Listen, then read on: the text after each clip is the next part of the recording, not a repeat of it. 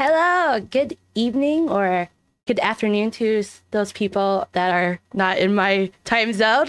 We have a special stream today. Today we have my co-host Aeon. Say hi, Aeon. Hello. And then Hey yo. our special guest Tiny and Buzzy. Oh wait, Buzzy, the Wuzzy bear. Sorry, Buzzy the bear, Wuzzy. Yes, Buzzy. ma'am. There you go. Gotta say it right. Come on, put some respect on that name. Sorry. Today we'll be interviewing them and we'll talk about their Fanfest and the CCRC tournament that happened last weekend and all the things Crystalline conflict.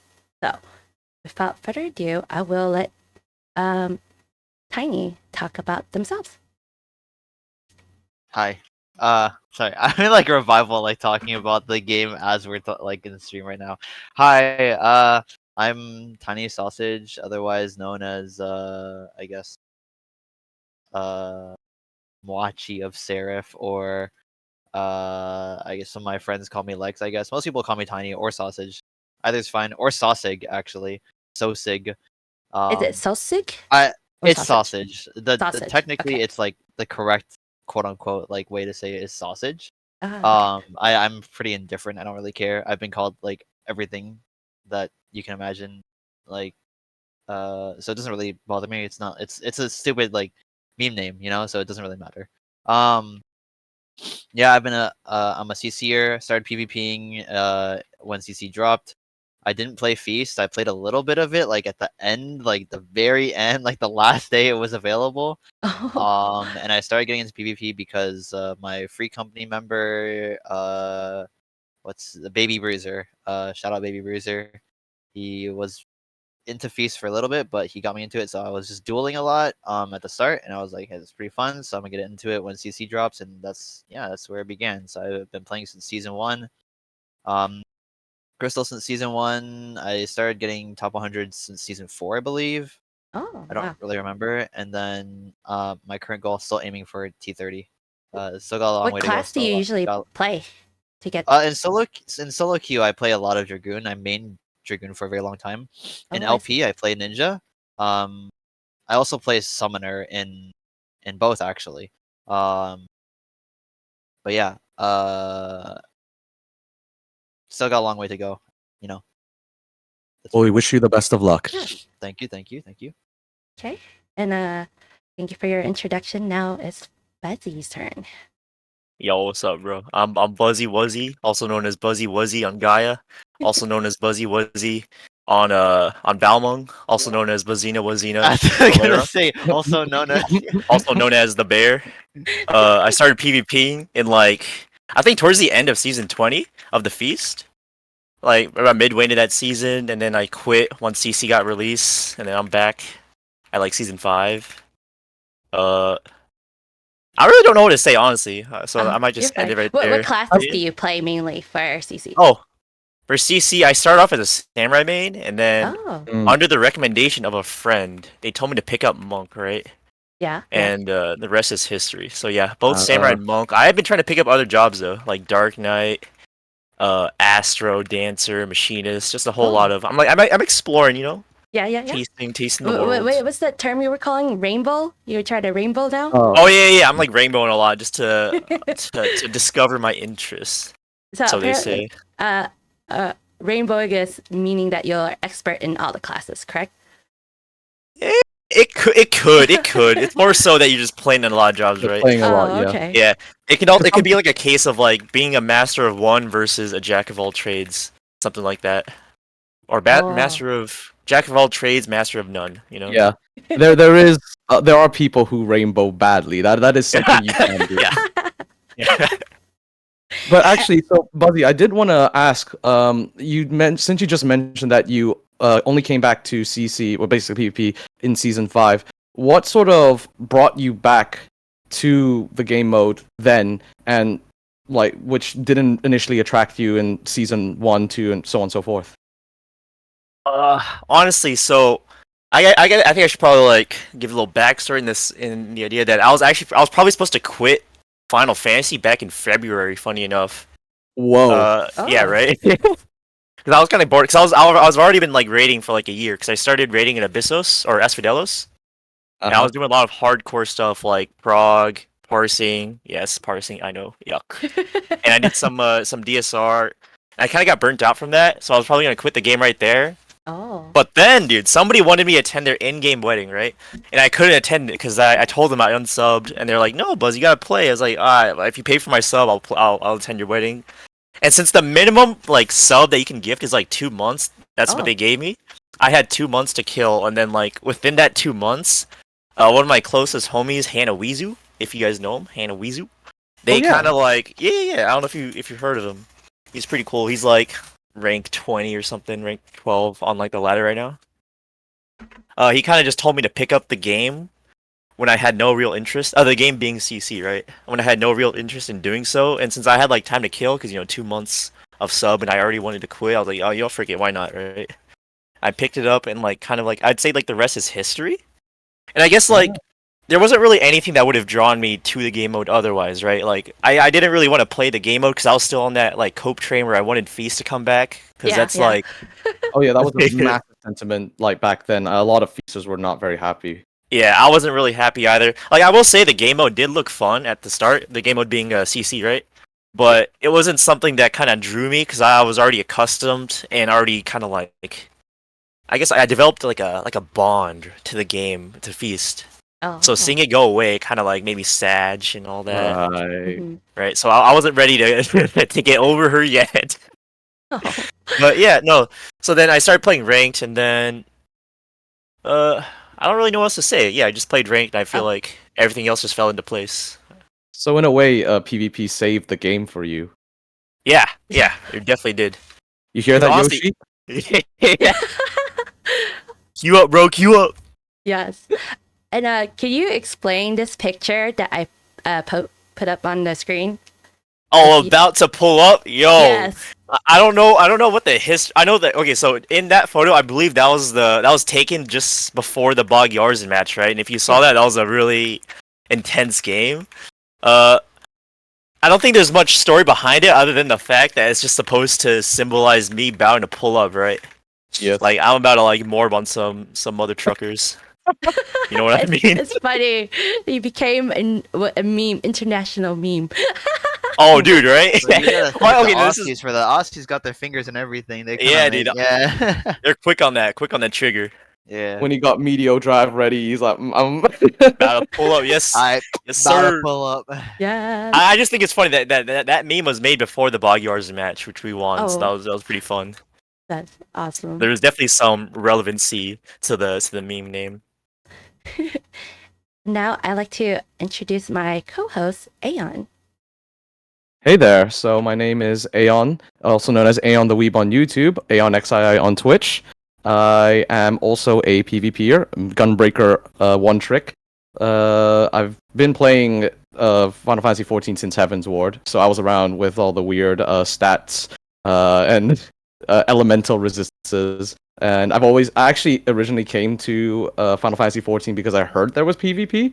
Oh. And I've just been following the game's scene ever since. I'm also a mentor on Revival. I specialize in making Gunbreaker guides, obviously. I have made a few other guides. Oh. Like I made one. Well, okay, I say Where a few. are your guides? Do you have Oh, like a website? they're in the they are on a website, but they're also you can find them in the pin section in the Revival Discord Oh, okay. under like tank questions, and I actually wrote one monk guide alongside a well-known monk master Jay Vermillion. Shout out to him. He was an absolute joy to Shout work out with. Jay. Yeah, Shout out it was Jay. great player, and I mean, just generally, yeah. Ever since then, I've been speaking to a lot of people from there, playing a lot of games, queuing up with everyone, and yeah, just this is what I tend to do. I also play things like Final Fantasy 16 and stuff, and other games like Call of Duty and all that kind of jazz. So if any of you are interested in those type of games, hey, you can hit me with a follow. But yeah, today let's focus on our two guests, Tiny Sausage and Buzzy Wuzzy. Yes. Oh, let What's me up, what's introduce myself. I'm Yungie. I'm a happy-go-lucky puppy girl VTuber. I also play a lot of FF14 PvP, but I'm not as great as these guys here. I'm okay. I just like the game and having fun with myself basically, and then I stream it, and then you can see me lose all my stars. I also like to play other games too, not just 14, like Played Up, or I think the last game I was playing was Baldur's Gate 3 and Diablo, so I like to play those games. Baldur's Gate, let's go. Yes. Yeah. Okay, without further ado, I want to ask, how did Verkittens come about? And what the name is behind? So I think I'm uniquely qualified to speak about this one since I was obviously the team captain, so I can talk about its history since the start. Yeah. So the name Verkittens, we'll talk about the name first, was so back when Dynamis was being, it was announced that it was gonna be released like a new data center. There were talks of like through the PvP community of everybody wanting to kind of go to Dynamis to make it like the PvP hub, right? So, excuse me, I'm sorry. Yo! I am very sorry. That's I just alright, ate a very don't hearty worry. lunch. No, I actually do remember that. Yeah, there was like a big movement to make Dynamis the PvP server. Yeah, so we all went to Dynamis and we made like an FC there. Me and a couple friends, and they had named it Verkittens. And I actually didn't know this about the name, but it was supposed to be like an homage to Jay, right? Jay's last name is Vermillion. Oh. So, and he has a couple alts that like Vermillion, Ver100, Versace. So they had named it Verkittens as like an homage to Jay. And I didn't know that. I thought it was just like the red mage, like Ver, like little prefix thing. So I thought it was that. So I stole that. I kind of liked it because I was like, oh, it's kind of cute. So I stole it. I just used that name. And that was the origin of the name, right? So we had a free company there, and I just kind of liked it, so I used it. And the reason why I used it was because I wanted to play with a lot of people from that free company, in the LP. Now, for other circumstances, that didn't really kind of come to fruition. A lot of people kind of had, they kind of dropped out, or they didn't, want to stick around, or they had other underlying circumstances that they couldn't really play or commit time to it. So it ended up really just being me and Pepsi Cola, and we were looking for more people to play with. And we just kind of started like shooting out names, possible people that we could play with. I think the next person that we for sure got was either Big Suck or Chrono Vasidius from Balmung. Either one of those two, and then we were looking for a fourth. Or was it Buzzy? Buzzy, did we get you first? How do you I think so, because... Oh, wait, what? I was wondering, like, how do you decide who to recruit? Like, whoever... like, we were literally just, like, looking people that we were familiar with. Because I myself, personally, I don't like playing with people I'm not super familiar with. I don't like playing with strangers that have zero experience or zero, like, I just have never interacted with them much, So, I'm just not comfortable with that, I guess. Yeah, I get that. So we were just looking for people that we had seen in like solo queue, yeah, or we're in a Discord with, that we were talking, like we were acquaintances at the very least with. that's kind of how it like started. We were just talking to people, reaching out, seeing who wanted to play. And I think the roster at the time was like me, Buzzy, Big Suck, Krana Vicidius. Oh wait, wasn't there like and another roster as well before like I joined? I think.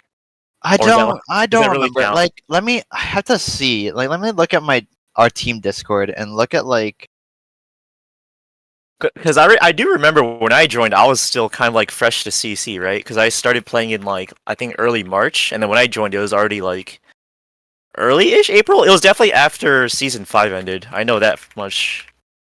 I don't remember though. yeah. So I think like because the first tournament we played in Oh, bro. was the PNC one, right? Yeah. Clouds and Claws? Yeah, Yep. and you were in that one, right? You were in that one. Yep. Yeah, so it was you. It was definitely you, me. We had a sub for that one, Quetz Yeah, 2 Ermes, subs. Yeah. and 2 subs. Horo. Yeah, and Horo Mhm. Horo. And then who was our fifth? Was our fifth Krana? No, Ronka wasn't available. It was so I think it was Suck. Yeah, then it was definitely Suck. then it might have been Suck, yeah. But that was our first roster, and we had 2 subs for that, right? And around that time was when we were like looking for more people, so we ended up recruiting a bunch of people, and it kind of came out to, like having way too many people. Oh. Because technically, in our active roster, right, like even during CCRC, we had technically like 7 to 8 people, but like one of them was in EU, so they couldn't participate in CCRC. One of them decided they didn't want to participate at the time when we signed out. They didn't want to participate in CCRC, and then another one, unfortunately, got disqualified. So we were down from 8 to 5, which Oh, was like wow. the bare minimum that we Very bare minimum. Yeah. It was tight. It was tight. We was were a little tight. nervous, but we did make it, and Yeah. Oh, that's an understatement. yeah. I don't know. bro. It worked out in the end. You know, it taught me a lot of valuable lessons about like setting expectations about how many team members that you can have, and Yeah. expectations of each member, as well as like how much practice each person needs.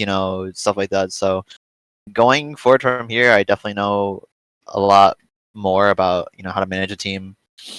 Yeah, Better. I was curious. But yeah, so that's kind of the like Oh. abridged like history of Verkittens, I guess. Nice. How often do you guys practice, like meet up? Like times a We week? we aimed for at least twice a week. Yeah, Oh. it often went more than that. We did as many days as we could. Got it. There was a little lull between the like the quarterfinals and the finals, or Yeah, the wait no, up semifinals. until, Yeah, like, it was like a month away, right? And so like at that time, we were kind of dead. We had been scrimming a Oh, lot, like yeah. every week, and we were kind of just we were chilling a little bit. So scrims were a little sparse there, mainly because a lot of teams had also decided they were just disbanding because of a lot of the DQs. There was a lot of drama surrounding CCRC, but we can go into that another time if we have time. But yeah, basically that was a time where we didn't have a lot of scrims. Yeah. So we were just kind of chilling at that This is time. back in June, right? This was back in June. Yeah, Okay. after the quarterfinals. Yeah. Got it. You guys seem like very tight knit as friends from the sounds of things, because with the way the process of recruitment went, from the sounds of it, you didn't really specifically put out an advertisement for specific skill sets or whatever, No. or like, oh, you need to be of this rank. And I think that possibly contributed to how, if I may make an assumption, it helped contribute to how you all stuck together despite the so-called CCRC drama.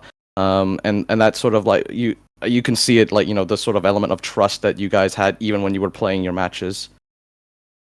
Yeah. So to answer your question about like, I guess it wasn't really a question, but you were like saying about like how we kind of meshed well. We didn't really put an advertisement out. We kind of recruited based on our own, like Street experiences cred. with Oh, experience street and cred. street cred. I Street guess cred is like like the best way to because- put it, I'd say. At right? least. Yeah. Because like certain people from solo queue, certain people from like maybe if you attend like pickup scrims or whatever, like you know Yeah. how certain people play, right? Which means like we might be okay with inviting this person because they're a decent player. Some of us maybe are acquainted with them a bit. They're cool to talk to, and I think that was the case with Me and Buzzy was that we reached out to Buzzy through Chrono Vasidius. Oh, Chrono was on before you. That's how we got Buzzy in Oh. Hey, there we go. because Chrono told us to recruit Buzzy, and I was like, yeah, I guess, because I know Buzzy. I was only a little bit on the fence just because Buzzy was, like you said, a little new at CC at the time, but obviously he has Bro, really I was like yeah, very new, dude. I just remember he, getting my bum handed to me yeah, in but that first season. he's very fast at picking up stuff and learning. So it's a great That's quality to have awesome. in a player. Yeah. So anybody looking to pick up Buzzy, get him on your team, man. You can't go wrong. The plug, bro. The plug. No, But that's amazing because a lot of people think that you have to have years and years or whatever. Like, well, not years. The season's only been out for a bit, but like, I would say like a lot of experience doing light party and all the high level gameplay before you can even dream of going to CCRC.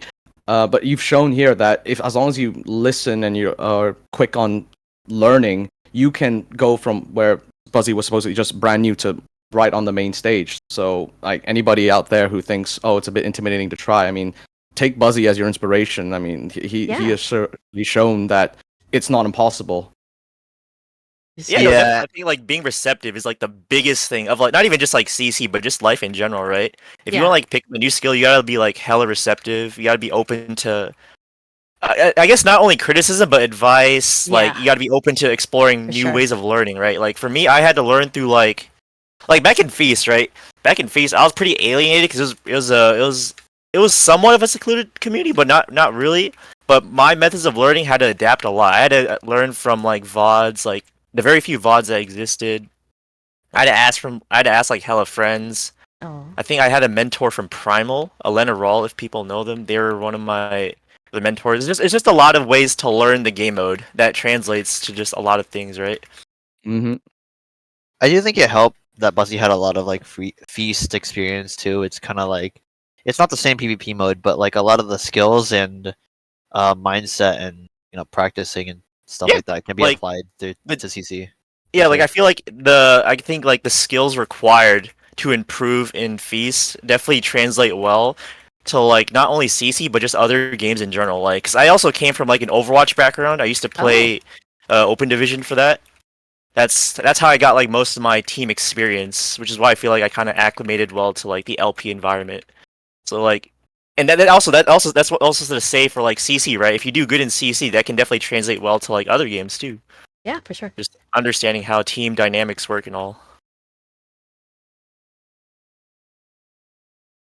Yeah. I So think yeah. Yeah. Oh, go on, please. Okay. Oh. I was gonna ask, like, how did you guys feel about winning the quarterfinals? Like, was there like a lot of Oh my! excitement? Oh, dude! I actually have VODs of Yo. our games, and we were I was just so hyped. popping off, dude. We were screaming. You were screaming. I was Yeah, so- we got so hyped, bro. We got So a so man, lot that of was us, our amazing. personal goals, a lot of our personal goals were just to hit top 8, right? Because when you hit top 8, Yeah. you get title. You get that rank your title, bro. you get Well, the what's the ranker rank title. Yeah. So for participating in CCRC and also FRC, you get a title based on placement, right? So for top 8, you get ranker, which is like you ranked in the top 8 Oh. of teams to have placed or played in the CCRC, right? Which is already a pretty cool thing because it's a unique title. No, like not a lot of teams will have that. Then we just won the title, so we got it. We had beaten SDT or no. Panic. It was no. Well, Panic was it That, Panic they were the first top or? 8. Yeah, that was the top 8 Okay, thing, and then so for so we had yeah. beaten Panic, and that Yeah. gave us the ranker title, and we were like, okay, well, now from here on out, we just want to play well, do our best, get as far as we can.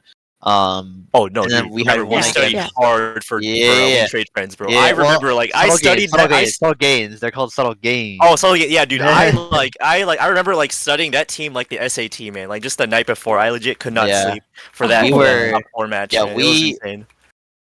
we had a lot of help from other teams and other Oh, yeah. players from friends from other teams that were helping us. Like, okay, these players play like this. Here's who you Aw. can focus. The Here's what you inside guys need to work on. information. Yeah, kind of. It was more like it was like, you know, Jay was straight up just like VOD reviewing us and helping us like do a lot, cover Shout our out own to the GOAT. mistakes, right? Yeah, and yeah, big shout out to Jay because we couldn't have gotten this far without him for sure. But Aw. yeah, we were just like grinding hard against the teams and that we were gonna go against, and yeah, I'm telling you, I studied WTF or subtle games like the SAT, Oh, man, really? like the bar exam, like legit. No, I remember the day before, I just had to look through like all their VODs, right? All their VODs from like solo queue, all their VODs from previous tournaments to like see any patterns and stuff like that, right? Oh wow. It was a lot of like brain rot. I think that was part of the reason why I was kind of burnt out. This after the that's why we were having a little null period, right? After the I guess prelims, and why we didn't really scare that much is just because a lot of us were burnt out from all that like preparation that went Yeah. into just that engagement alone. yeah. That's But amazing. I guess back to the question was we did pop off insanely hard after we beat like what do you SDT, do to we're like- celebrate? What? well, I mean, after we beat SDT, we were like, okay, we're still in this. We gotta focus, right? Because we had to play against subtle games. Yeah. And yeah. after subtle games, what did we do? I don't think we were like the adrenaline was like What you do when was you coming celebrate, man, when down, you I win was something like, big. Yeah. We were just like fucking hype, man. We were like, yo, we going Yeah. to Vegas, man. We called our parents and all that. yeah, Oh, I called my wow. mom. That's I called my awesome, buddy. yeah. Yeah, it was funny. We're like, Yeah, hey, yo, we mom, all- make it to Vegas, bro. yeah, Video games. Yeah, like- exactly. like Maestro said in chat, we gambled, bro. I went to Vegas. I gambled.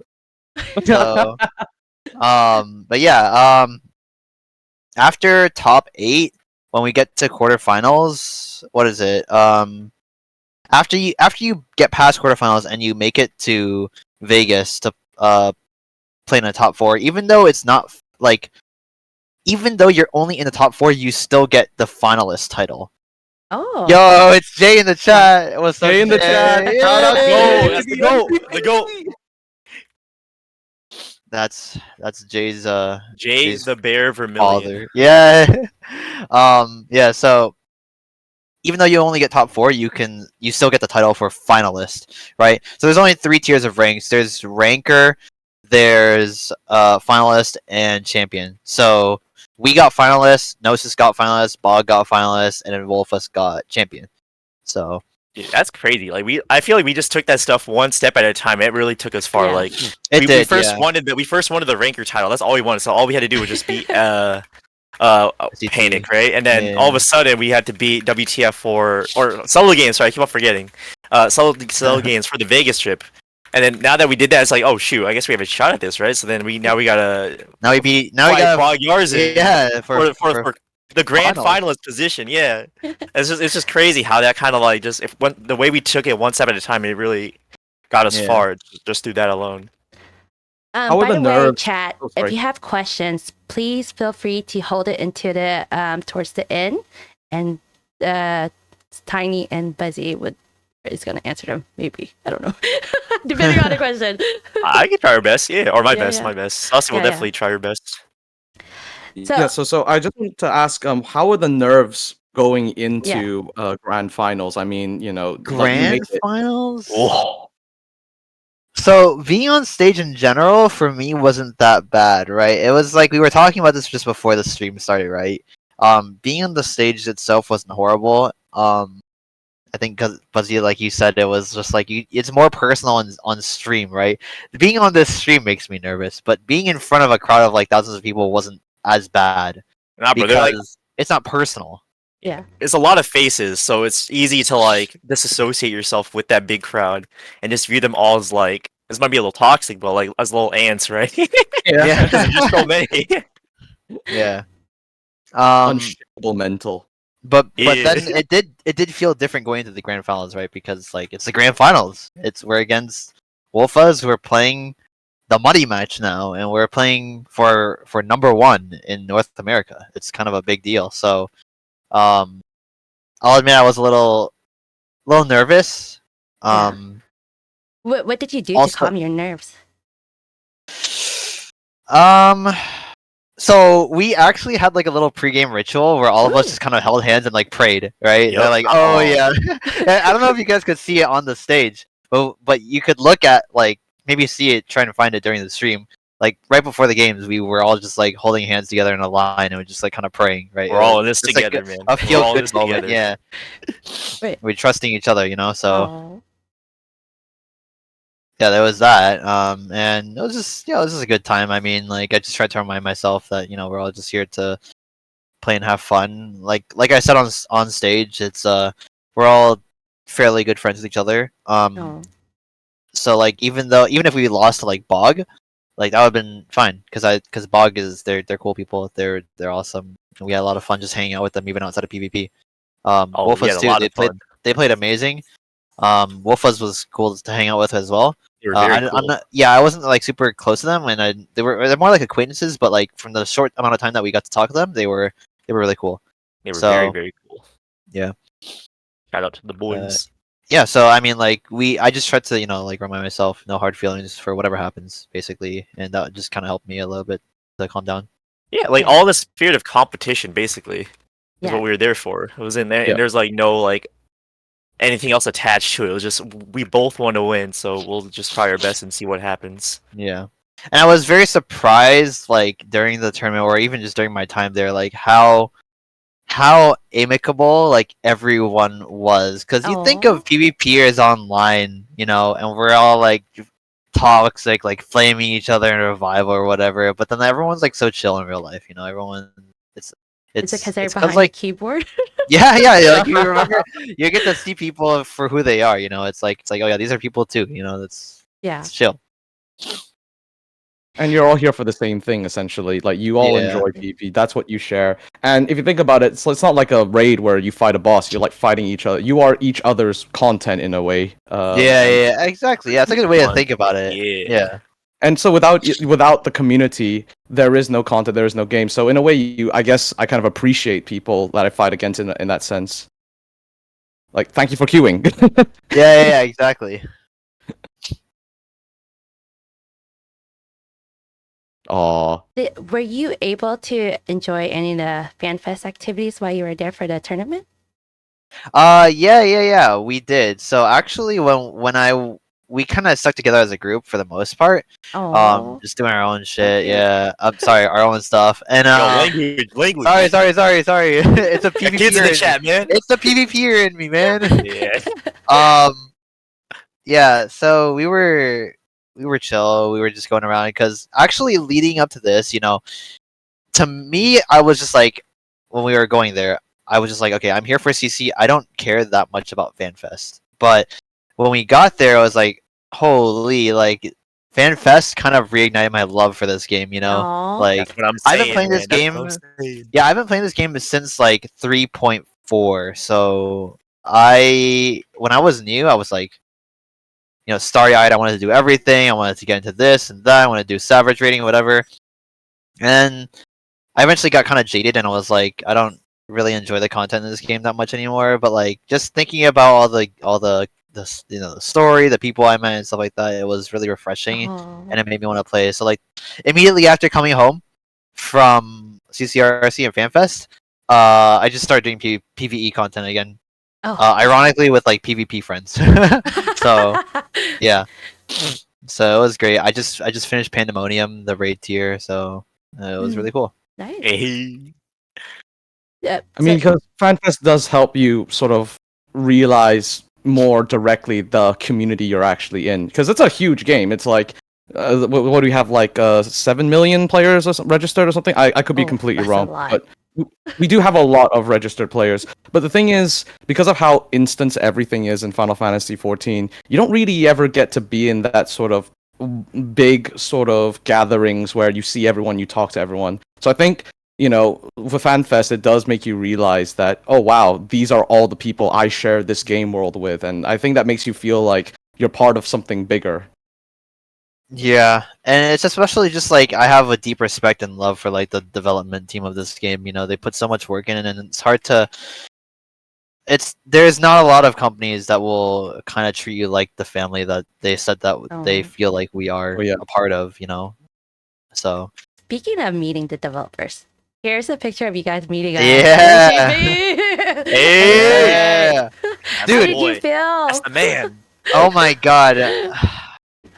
Was your heart I just beating stare at him the entire fast? time we were like I was just staring at him the entire time we were Aw. backstage, and I was like, "It's Yoshi-p." He's like literally The like legend. 5 feet from me. Yeah, Like it was definitely surreal, like seeing him like right there, right? Like you see him on the screen through all like you all the see live him on letters, screen, you see him on Yeah, yeah. people's YouTubes all the time, right? but he's Mhm. like there in front of Right me in there, the bro. Like flesh. within like kissing distance and everything. And so like, Kissing distance. That's Exactly, what I'm saying. dude. That's what I'm saying. like if we wanted to, man, we could just pucker it up real quick. Man. Oh my god, I wish.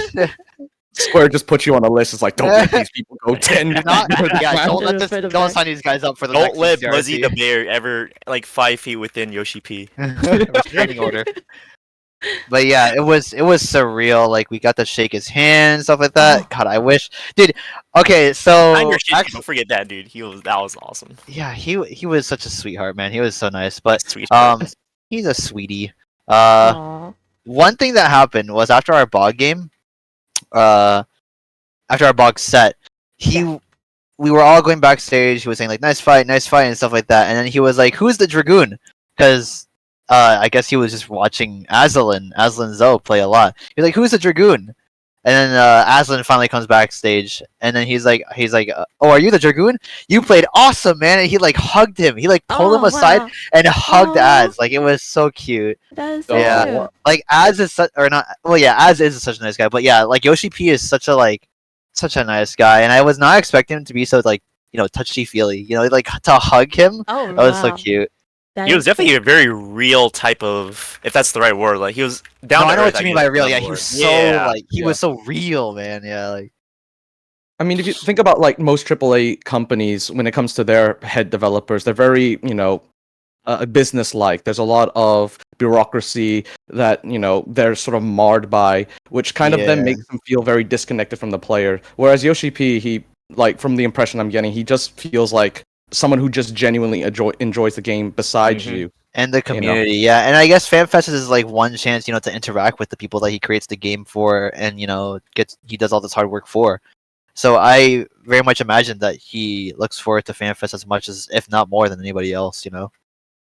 I mean, he was in the audience for one thing, man. So Yeah. Yeah, that was- dude. I saw him he on was- the ground. Oh my god, he was sitting on the ground watching the PvP during the Primals concert. He jumped the Yeah. the fence to join the mosh pit. Oh, Like, it was yeah. crazy. Dude, man gets hurt, bro. He gets hurt. Security Yeah. getting like, do we stop him?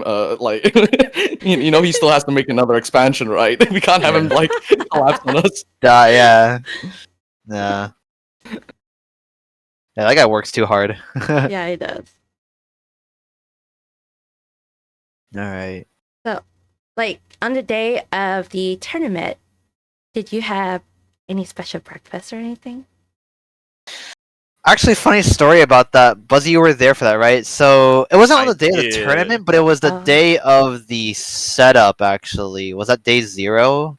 Day 0? Day Yeah, so zero. day Day 2 zero- or day 1. Well, It was was setup day because we Wednesday, had to right? go. Yeah, it was Thursday because we had to get our jerseys. Yeah, day and stuff zero, like day zero, that. that's the Yeah, one. and get our mug shots and all that. Yeah.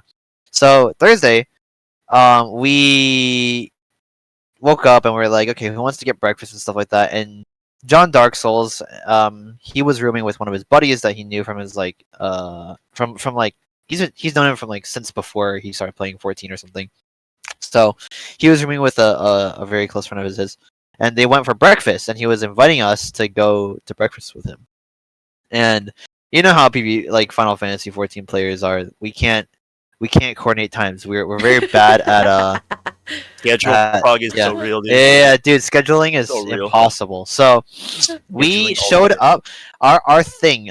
So every team had a time slot that they had to go in and set up the computers, import their character settings, and set up their HUDs, get their pictures taken, get their jerseys and stuff like that. And ours was at 10:30. So we were like the second team to go. Wolfuz was first, and it was us. And we were so unsure where we wanted to go for breakfast because of things like how much time we had, the cost. Everything in Vegas is expensive, man. Everything. That's in Vegas. no, the strip. The strip, I think, is that's what it was for us. Yeah. Dude. That strip tax is so real, bro. Oh my god. Like Yeah. $6 for a cravings box. What the Holy, heck, bro? oh my god. Absolute No, robbery. Yeah, but so we went to this fancy place called 320 Cafe 325 or something like that in like another hotel. And it was nice, but we got there really late. So we had to like sit down, scarf down our like breakfast and then make a run for the convention center that was like right across the Oh, street. Bro, we booked it. Yeah, we booked it, man. But yeah, we I had what did you have, Buzzy? You had the same thing as me. We had like, we had, like we both got the quesadilla. The yeah, we got beefy like a or the steak beef quesadilla. quesadilla. It was really good. It was a good It was quesadilla. so good, So we man. ate good. We made sure to eat good while we were in this is from Vegas. Taco Bell, you said? No. Oh. It was a cafe, like a breakfast Oh, joint called cafe. Cafe 325. Yeah. Oh, okay. Load up on Yeah. that protein, you know. We did go to Taco Bell Cantina though. We did. Yeah, at like 2 a.m. with like some of the bog people too. Nice. Yeah, so I don't know, Buzzy, you can chime in on this one, but we have kind of like a team tradition where we kind of like go and we get Taco Bell like almost every week. Oh. Dude, that was, I don't know if it was. I feel like that was mostly me. I don't know if you guys were It getting. was mostly Taco. you and Horo, I feel like. Dude, it was me, bro. I was like getting like back when they had the deluxe cravings box. I had that stuff like every day before scrims, before match day, dude. It was like my ritual to get a cravings I box. thought you were joking Taco about Bell. that too, because every Nah, day he bro. would be like, he was like, "Yeah, time for me to go get a Taco Bell cravings box like right before scrims or whatever the heck," and I was like, "What? Like, can you be eating like this like every day?" Yeah, and bro, no, on survive? God, dude, on God. I had that stuff like I think like 4 out of like the 7 days of the week for like a month during Okay. like leading up to like CCRC and then like a little bit afterwards until they removed it, the deluxe craving box. I hope Taco Bell is hearing this so you guys can Yeah, get you hear this, sponsored. Yeah, Taco Bell. If you're listening to this stream, bring it back, bro. What happened to the cravings box? Where's the deluxe cravings Every- box? Man? every Bring year back the that goes nacho by, fries. Every year that goes by Taco Bell, you guys take something away from us, something I'm near and saying. dear to us. That's It's what I'm saying. unbelievable. Maybe leverage your position as, you know, the runner-up of the grand finals Yes. of Final If Fantasy. you 14 don't bring Fanfest. back the cravings box, I will make sure none of the PvPers ever buy Taco Bell ever again. No, flip it around. Use that become the influence, sponsor. yes. Mhm. Introducing the Verkittens Cravings Box. Oh, Dang, bro, he hit that note one. What the the heck? buzzy. Yo, note. that note was kind of. Yo, That Aeon, was you're really kind good. of clean That with was that, really dude. Yeah. But yeah, we made sure to eat good while we were in Vegas. We went to a bunch of different places, but the hotels had a lot of places that we could eat at, thankfully. So no shortage of places to eat at. That's good. And so your hotel and your flight was all comp because you guys were the quarterfinals winners, right? Yeah. Yeah, So that's- everybody that got flown out to play in the quarter or to play in semis and finals, got their flights and hotels paid for. Wow. Westgate, it was awesome. Yeah. Well, it's surprising though because I thought they would do way more, right? Because apparently for FRC, the FRC players got, first of all, they got first class flights. Oh, Wait, really? Yeah, What? yeah. Apparently, according to Aurelia and Sir, they got first class. Yo, where's Oh, my flights first there. class? Yeah, we didn't. We got freaking economy, bro. Oh, I was like, I wasn't able to spread my legs. I couldn't do it, bro. I got the window seat at the very least. I'll say that. I like the Didn't window you seat. guys? Wait. So it was economy. Oh, okay. Economy. Oh, okay. So Aurelia in chat is saying, I thought you said it was okay. I swear someone told me that it was first class. I promise. Dude, I was about Maybe- dude, okay, If they if got it first wasn't class and we didn't, man. I If it would've wasn't rioted. Aurelia, someone else did because I know for a fact someone told me that. Anyway, also I can't. Sir did say that they got like $200 in Uber credit when they were there, but we didn't. We had to pay for our transportation around Ugh. Vegas Oh. ourselves. To pay for day 0 and the last day. Okay, interesting. So yeah, but we didn't get any of that, but that's fine. Yeah, I just thought they were gonna do a lot more because it seems like CC is a lot bigger of a mode and has way more eyes on it, especially after tournament, than Yeah. FRC did. I thought you would get like at least a per diem for food. As food is expensive. Oh my god, please, if only, man. I'm not Only. complaining though. Like, I mean, it was already nice that they Yeah, like. that's Still had a true. free ride to Vegas, free flights, man. Free ticket to Fanfest. It was Yeah, That's it was true. lit, but yeah. I just meant that I was like surprised, because I had been told there was a lot more that they were doing for FRC. I was like, surely they will do the same for CC, but guess not. It's okay though. But yeah.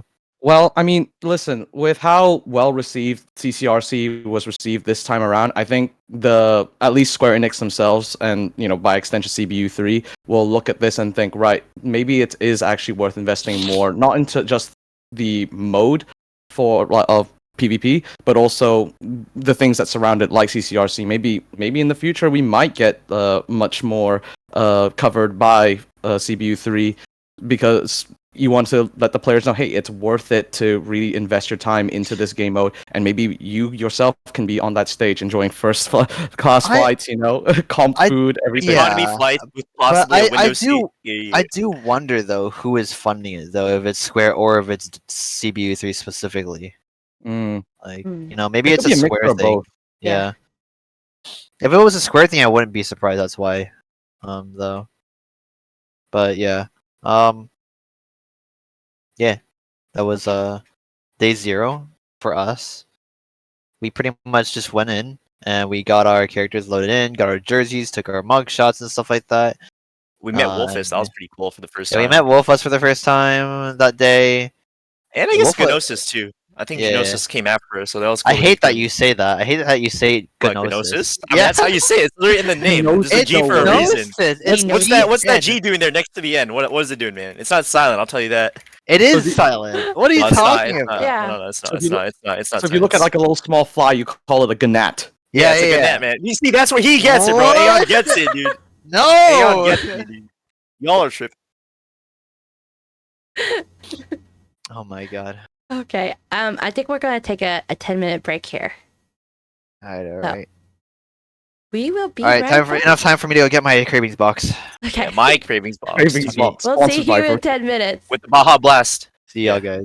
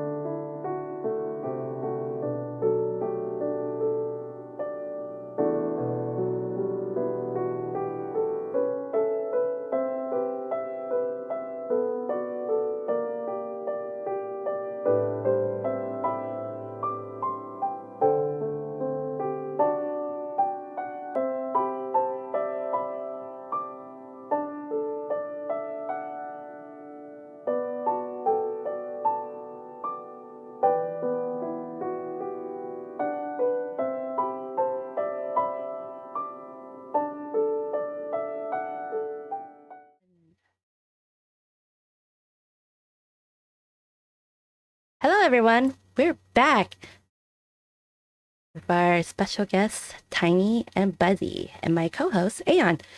Now we're going to discuss about day 2, Friday, about what did they do these days? Because I'm curious, like, did you have time to look at the panels, check out the keynote or the ceremonies? Oh wait, this is day 1. Sorry. Yeah, day 1. I read it wrong. I got there pretty late, like during the middle of the keynote, right? So I had like far back seats, but I'm tall enough so I could see like the little speck of Yoshi-p that was there on stage. Also I kind of speed ran the quest. I don't know about Sausage. Sausage, did you do the quest as well? So funny enough, I kind of like delayed doing that until the second day, but actually at the end of the second day they had so much surplus of stuff that they just gave out all the rewards for it anyways. It was just a poster and like 2 stickers, so that was cool. I did end up doing them, but I didn't need to turn them in because they just had so much extra stuff, I guess. But yeah, It was definitely packed. I remember yeah. that. Like Yeah, it the was really lines for packed. like the events, It like was, doing the yeah. games, even the quests sometimes. I didn't were really get to packed. try out many of the mini games and the like events that they had there, just because there was just so much stuff going on. I had people I wanted to meet up with. People kept leaving the venue like at times that I wanted to do stuff, and I really just didn't want to do anything like alone. So yeah, I just ended up not doing a lot of the like little location stuff, which is unfortunate, but that's okay. I wonder if EU FanFest will have the same attractions actually. Most likely, I imagine they will. Yeah. I will Sorry say for it was that one. definitely more fun meeting the people from the games during No, the yeah, FanFest for rather sure. than Oh, the yeah? actual events. At least for me, at least. I'm not too much of a mini games like quest type of guy. I'm like a content doer monkey. So when I was doing the quests, I wasn't really invested in the lore. I was just focused on getting like my 3 quests done and turning it in for the little things they give us. Yeah. Oh, Did what you were have all a- the quests?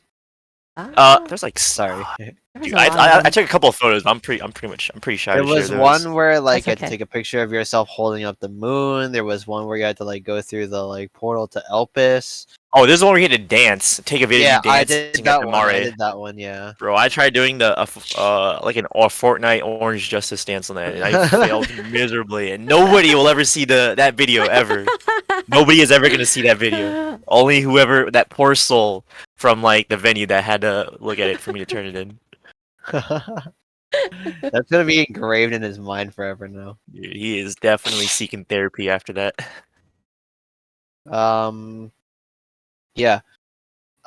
For me, I actually, funny enough, we get tickets to go to FanFest for free, and I didn't even go in for the keynote. So I woke up at like 9 or whatever, something like that. And by that time, it was already like packed. The line was super long outside, and I'm not standing outside in Vegas like 100-degree weather. You guys get 110 special degrees. badges, right? To just go wherever? We Did did you? not. No, we had the Oh. same thing as a If regular only, attendees, bro. right? Yeah. Oh. Our special badges were like our jerseys. jerseys, pretty much. Oh. Honestly, I didn't even wear them. I was too shy. I didn't want people to identify me as Buzzy yet. You didn't I was want like, I'll people just to wear come normal up to you? clothes. Yeah, I remember like when I wore that jersey day 2, I already had people coming up to me. Oh, A lot of really? them were actually confusing me for Buzzy Bounce. I don't know if people know Buzzy Bounce, who's like he's an Aether PvPer from the feast days. So that was pretty Oh. interesting. Yeah, There are 2 Buzzies in PvP. That's wild. 2 Buzzies, man, and they're both very handsome and sexy. If I'm allowed to say that. Oh, you Sure. are. Don't worry. Yeah. Heck yeah. I mean, here, post the picture. Yeah. But for me, I was very content staying in my hotel room watching the keynote from bed. So that's what we did. A lot of us came over to my room and we were just watching it from my room. About to pull up. About to pull up. But yeah. Just enjoying that like paid for hotel room, getting the most of it. Understandable. Oh, I Yeah. will say, because I think I was like one of the few who actually saw the keynotes live, at least the second half. I thought it was awesome, like just feeling the energy whenever certain things would get Yeah. announced. It was Like amazing. PvP. Oh, okay, yeah, right. Like the PvP announcement. I had photos. I'm trying to think of other cool things. Like freaking, maybe it was Was it the Blue Mage thing that was getting? I don't know if they announced Blue Mage. They announced something. I mean, how do people react when they introduced the 2 die system? Finally, something that's been That was- Oh, yeah, they that were was hot. like- That energy was crazy. That was like, yeah. That was The huge, energy there yeah. was more hype for like some of the other like content related to the game, right? And it's funny because it's just aesthetics. It's a small part of. It's what seems like a small part of the game, right? But people underestimate just how big, like glam and the customization of your own character is. I heard it. Well- What Glamour's the end game?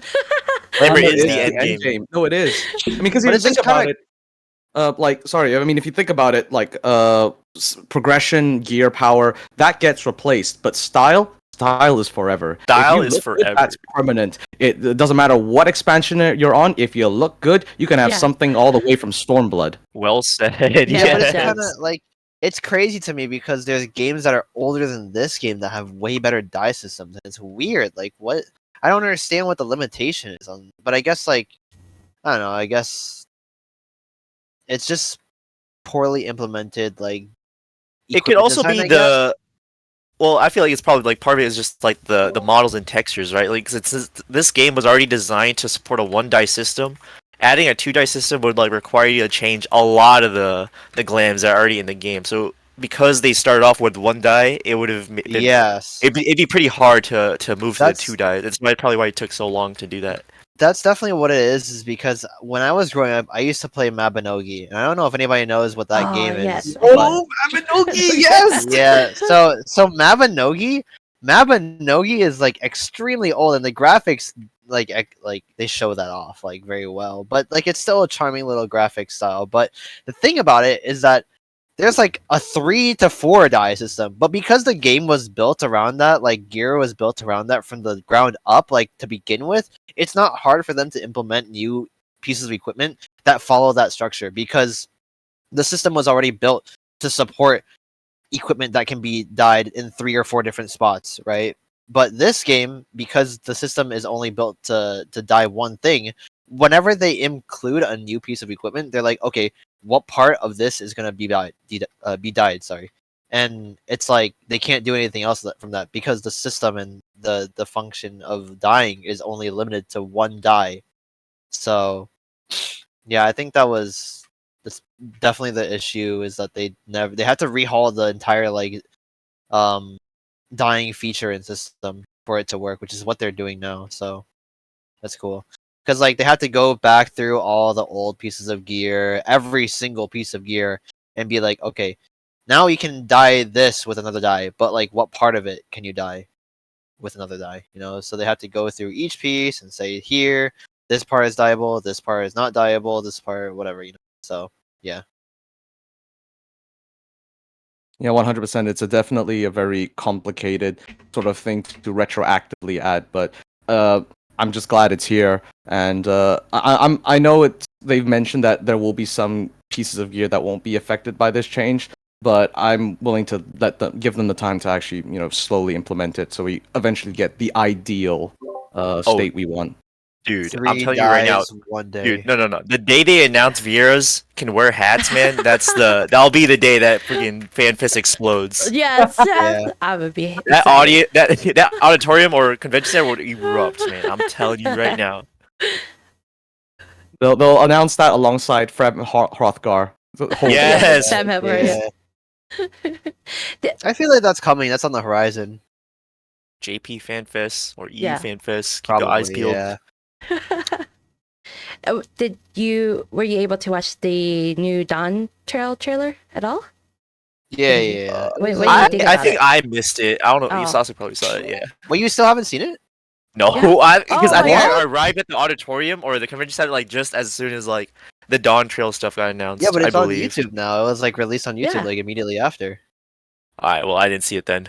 I'm Oh, blind. You gotta check it out. Okay, to be fair, I am. like it. I'm shamelessly a content doer in this game. Like I mostly do like PvE raids and PvP as like my main form of entertainment in Final Do you Fantasy care about the 14. story at all? It's alright. I'm definitely not a cutscene skipper, but it's not something that'll like stick with me, right? Hmm. Well, it's good that like 14 still has something to offer you despite story being its main selling point. So it Right. really shows that I think Yoshi's approach to trying to make the game multifaceted so everyone can find something that they can dedicate themselves to the game clearly is working with if you're like sticking with the game for this long. For the content alone, right? I feel like that's definitely like a very foreign like concept. If you were, because I do understand like the game pop. Because I also joined Final Fantasy back when Asmongold streamed it back in 2021. If anyone remembers that. Really? Oh. Yeah, that's like when I first started playing. Wow. I was like, Did you I was start running to the because of hype. him? No, actually, I was only okay. So it's kind of embarrassing, but I'll just say it anyways. But like, I was watching a lot of anime at that time, right? And I think one of the animes I was watching was like Overlord and Oh, I seen that. yeah, and the slime anime, and I thought they were so cool. And Yeah. I think the big part of what made them so cool was the power fantasy they Oh. showed, right? Yeah, And I kind of wanted to live that power fantasy myself. So I was like, yo, what can I do to get inside of like that? Especially Overlord, right? Because that's an MMO based Yeah. game or But, show. As the Buzzy's resident self-proclaimed weeb, I would like to also recommend Log Horizon Season 1. Oh, It's yes, basically Log Season one Horizon. specifically. Yes. Not season. We don't talk about season 2, dude. No, we don't talk No, about no, Season 2, but Season 1 it is basically peak MMO like gamers just doing MMO gamer stuff. Highly recommend it. It was like what when the transport to another world thing wasn't really as widespread as before. But if you are an anime enjoyer, highly recommend that. Especially people in the chat, if you like that, I can recommend. Buzzy's a average, Formerly isekai enjoyer. average Iska enjoyer. Yep. That power Understand. fantasy was all I wanted to do. I saw Final Fantasy as my method of obtaining that. I wanted to be like Yeah. Ainz, like Rimuru Tempest, man. Remove Insane. him. Yeah, Buzzy I don't- Wuzzy. Yeah. Buzz. I don't so growing up I did like anime a lot, but I don't watch it as often these days just cuz not that I don't enjoy it, but I prefer spending my time with more interactive media, which is why I primarily play games, right? Is because I want to feel more in control of like Yeah. the content that I consume and stuff like that, right? I want a feeling of accomplishment. Anime is very good, and I have a lot of personal favorites that kind of like developed in, like my interests and personality somewhat, but it's not my number one go to. But Well, we appreciate you enjoying the medium for that time anyway, so rest assured. Yeah. There is no judgment here for the non-weebs in the chat or in the call. Don't worry about that. I feel so welcome by the weeps. No, dude. Half of us, more than half of us, at least in Final Fantasy, are definitely.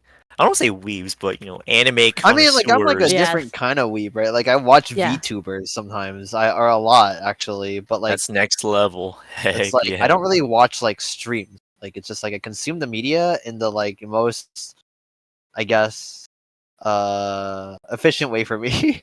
I guess. What works for you best? Yes. Which Whatever clicks you- with you well. Yeah. Were you able to see the cosplay at all? Those cosplays were amazing. If you haven't had They, a chance they to were see it. pretty, Aw. yeah, they were cool, but I was in line in the merch line during it, so I only Oh. caught like really the beginning of it, and I didn't see a whole lot of it. But actually, one of our friends, Erica Eris, was in it. Yes. She was the cat girl. She was the cat girl dancer who threw her chakram, and she caught it. You ain't gotta expose her like that, dude. What? No, she caught it. Oh wait, okay. I thought you talking about the second half. We don't talk about that second half. Oh, I don't even know. Yeah, we don't know about the second half. I don't know. I Of didn't those- see. I don't know what happened. I only because I didn't even get to see her, but she told me. Yeah, I what missed she it did, too. So I was yeah. I was eating Taco Bell in my room at the time. I was think, just like, happy took a that she nap, was on stage right on stream too. because she was telling us in Discord like all about like how she was trying to get into the cosplay contest, but she couldn't manage to do it because of like time constraints or whatever. Yeah. But she went and did a final check if she could get in or something. Yeah, she got turned down twice. And then as she was like walking away and leaving, the person who was like gathering all of them to go on stage like chased after her and it was like, "Oh, you wanted to go on, right? Like we have an opening for you. You can get Oh. on." So, yeah, That's she like amazing. got on at the literal last second possible. It was was cool. Oh And she my was wearing God. that cosplay everywhere in Yeah. Vegas. In No, that it like was, 100 it was man. so, degree yeah, heat. dude, And it I was so respect, funny. respect. It was so funny, and we'll talk about this later. But there was an after party at the Palazzo, right?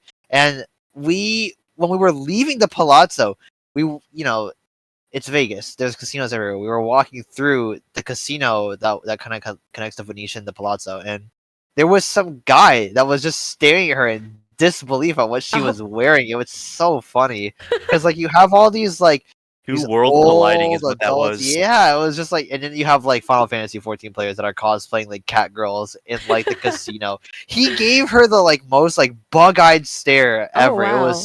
It was so funny. It was so funny. Was this your first time meeting Erica in real life, and My actually first by time extension meeting. most of the like Yeah. FF Oh, PvPers in definitely. real life? Yep. Mhm. Yeah. So how was that? Like, like finally attaching a face to a name. I mean, it was admittedly a little awkward at first, right? Seeing Yeah. people for the first time. Part of me was like, I don't want to see what these people look like. Not because like, I don't want to meet them or anything, but it's also like I have this image of them.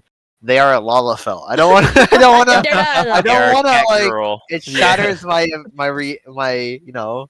fantasies a little bit. But Wait, you mean to tell me you're not 3 feet in real life? What?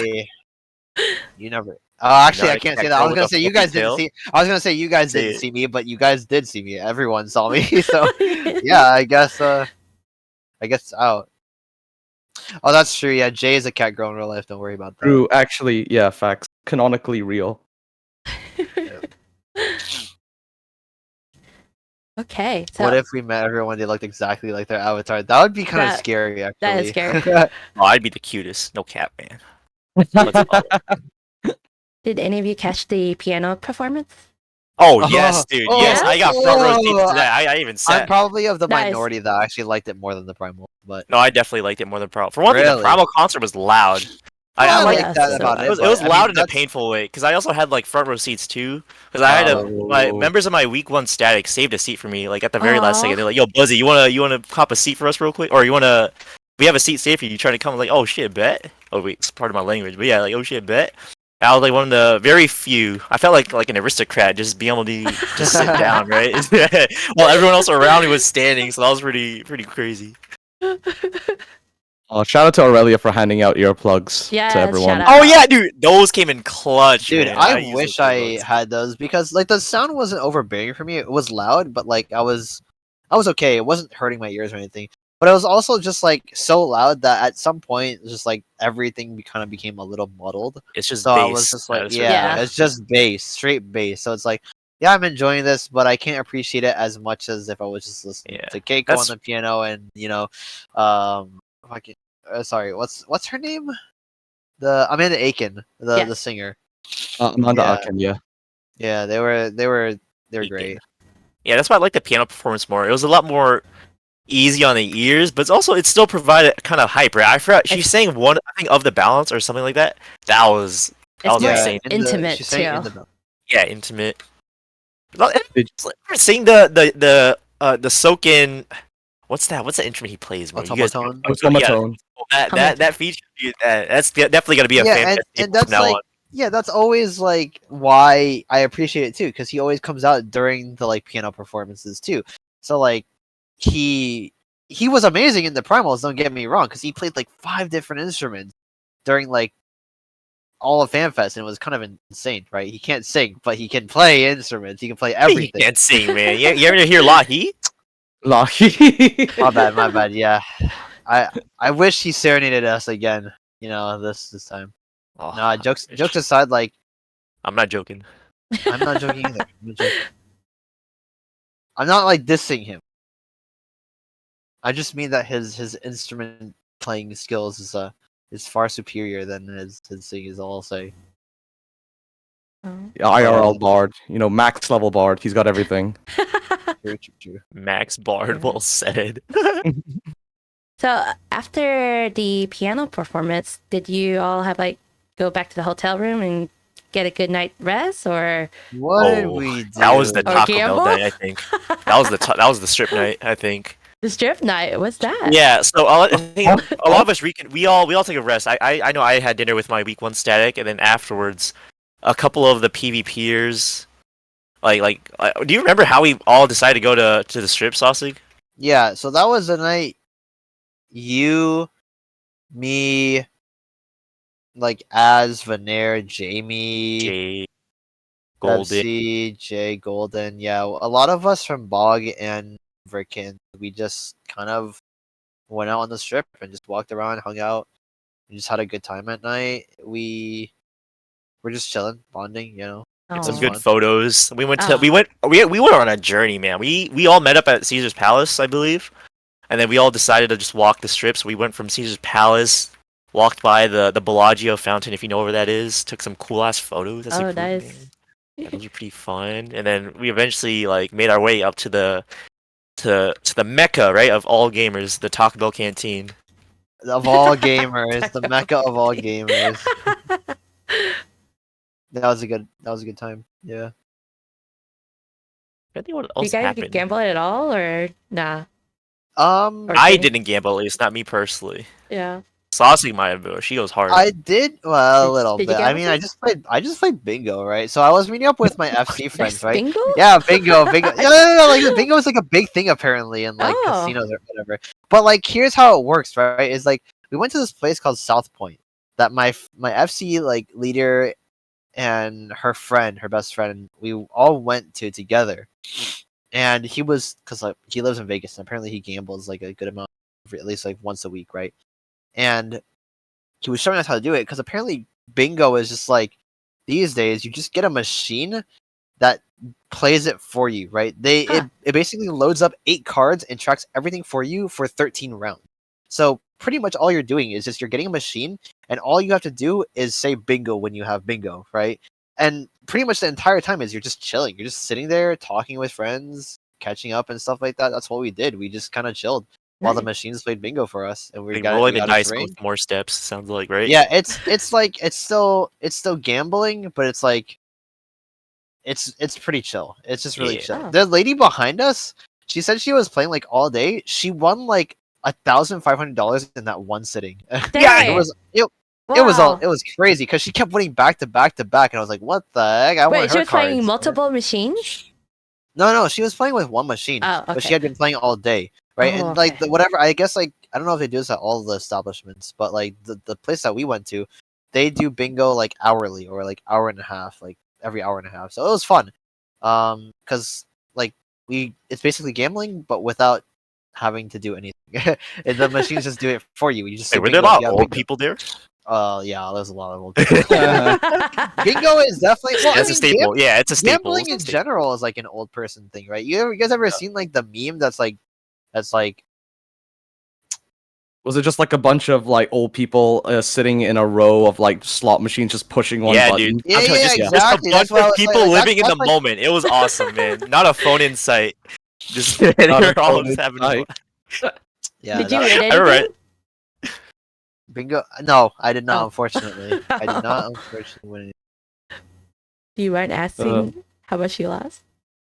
Yeah, I only spent like $40. I Oh, don't really okay. think of it as losing, right? You know, because like when you go to gamble, I feel Yeah. like I don't gamble often. Okay, I don't want to make it sound like I gamble often because I don't, right? But like this is what I was told, and I agree with it. Is that if you're going to gamble, gambling should be like something you're doing as an entertainment. So if you're spending money to do that, like what's the difference between doing that and playing 14? Right? You're spending money to play and do like stuff like for arbitrary like like achievements and stuff like that.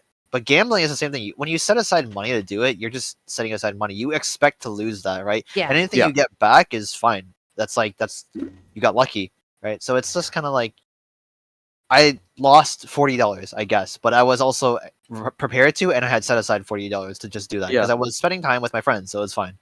definitely not a source of income. A Yeah. reliable No. source. No. Of Exactly, income. exactly. You don't treat it like a source of income, or like you are planning to win. You don't play because you want to get rich to Exactly. retire early. You play because you want to play, man. You trying Yeah, to game.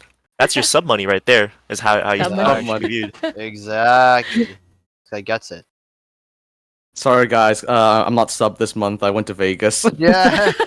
Funny, I think Oh, play I bingo. didn't resub either when I was in Vegas, so I was also unsubbed. Oh, At least after CCRC, So because my funny card. thing about that is like when we went to day 0, we were setting up our computers. Suck literally told us after that he wasn't subbed the day that he had to go sub the computers. So he was Oh my sitting God. there and he had to resub on his phone. Oh, yeah, wow. well, That he set up his Oh my. computers. That was funny. it was a bit cooked, but overall it worked out right. It worked out in the end. I think. Well, okay, so my yeah. What were you saying? I'm trying to think if there was something funny about this subbing. Did you say something? Almost hard Aeon? throwing. Oh no, I'm just reading the chat. Someone said Buzzy almost hard throwing. Oh, is that Vader, bro? Okay. Not so- almost reading. So after the strip walk, how late did you stayed up before the next day? I was just curious. I was hoping you guys at least slept some few hours before the tournament.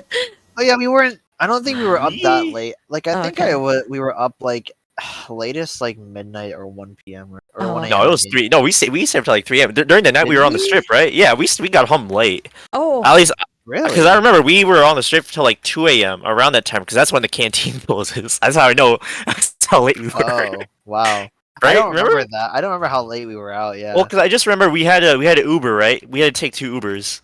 The first set of I Ubers do had like remember, yeah. Jamie, like Veneer, all that, and then the second was us, like you, me, Yeah. Aslan, and Jay. Because people wanted to go back already because they were getting. Yeah. mm.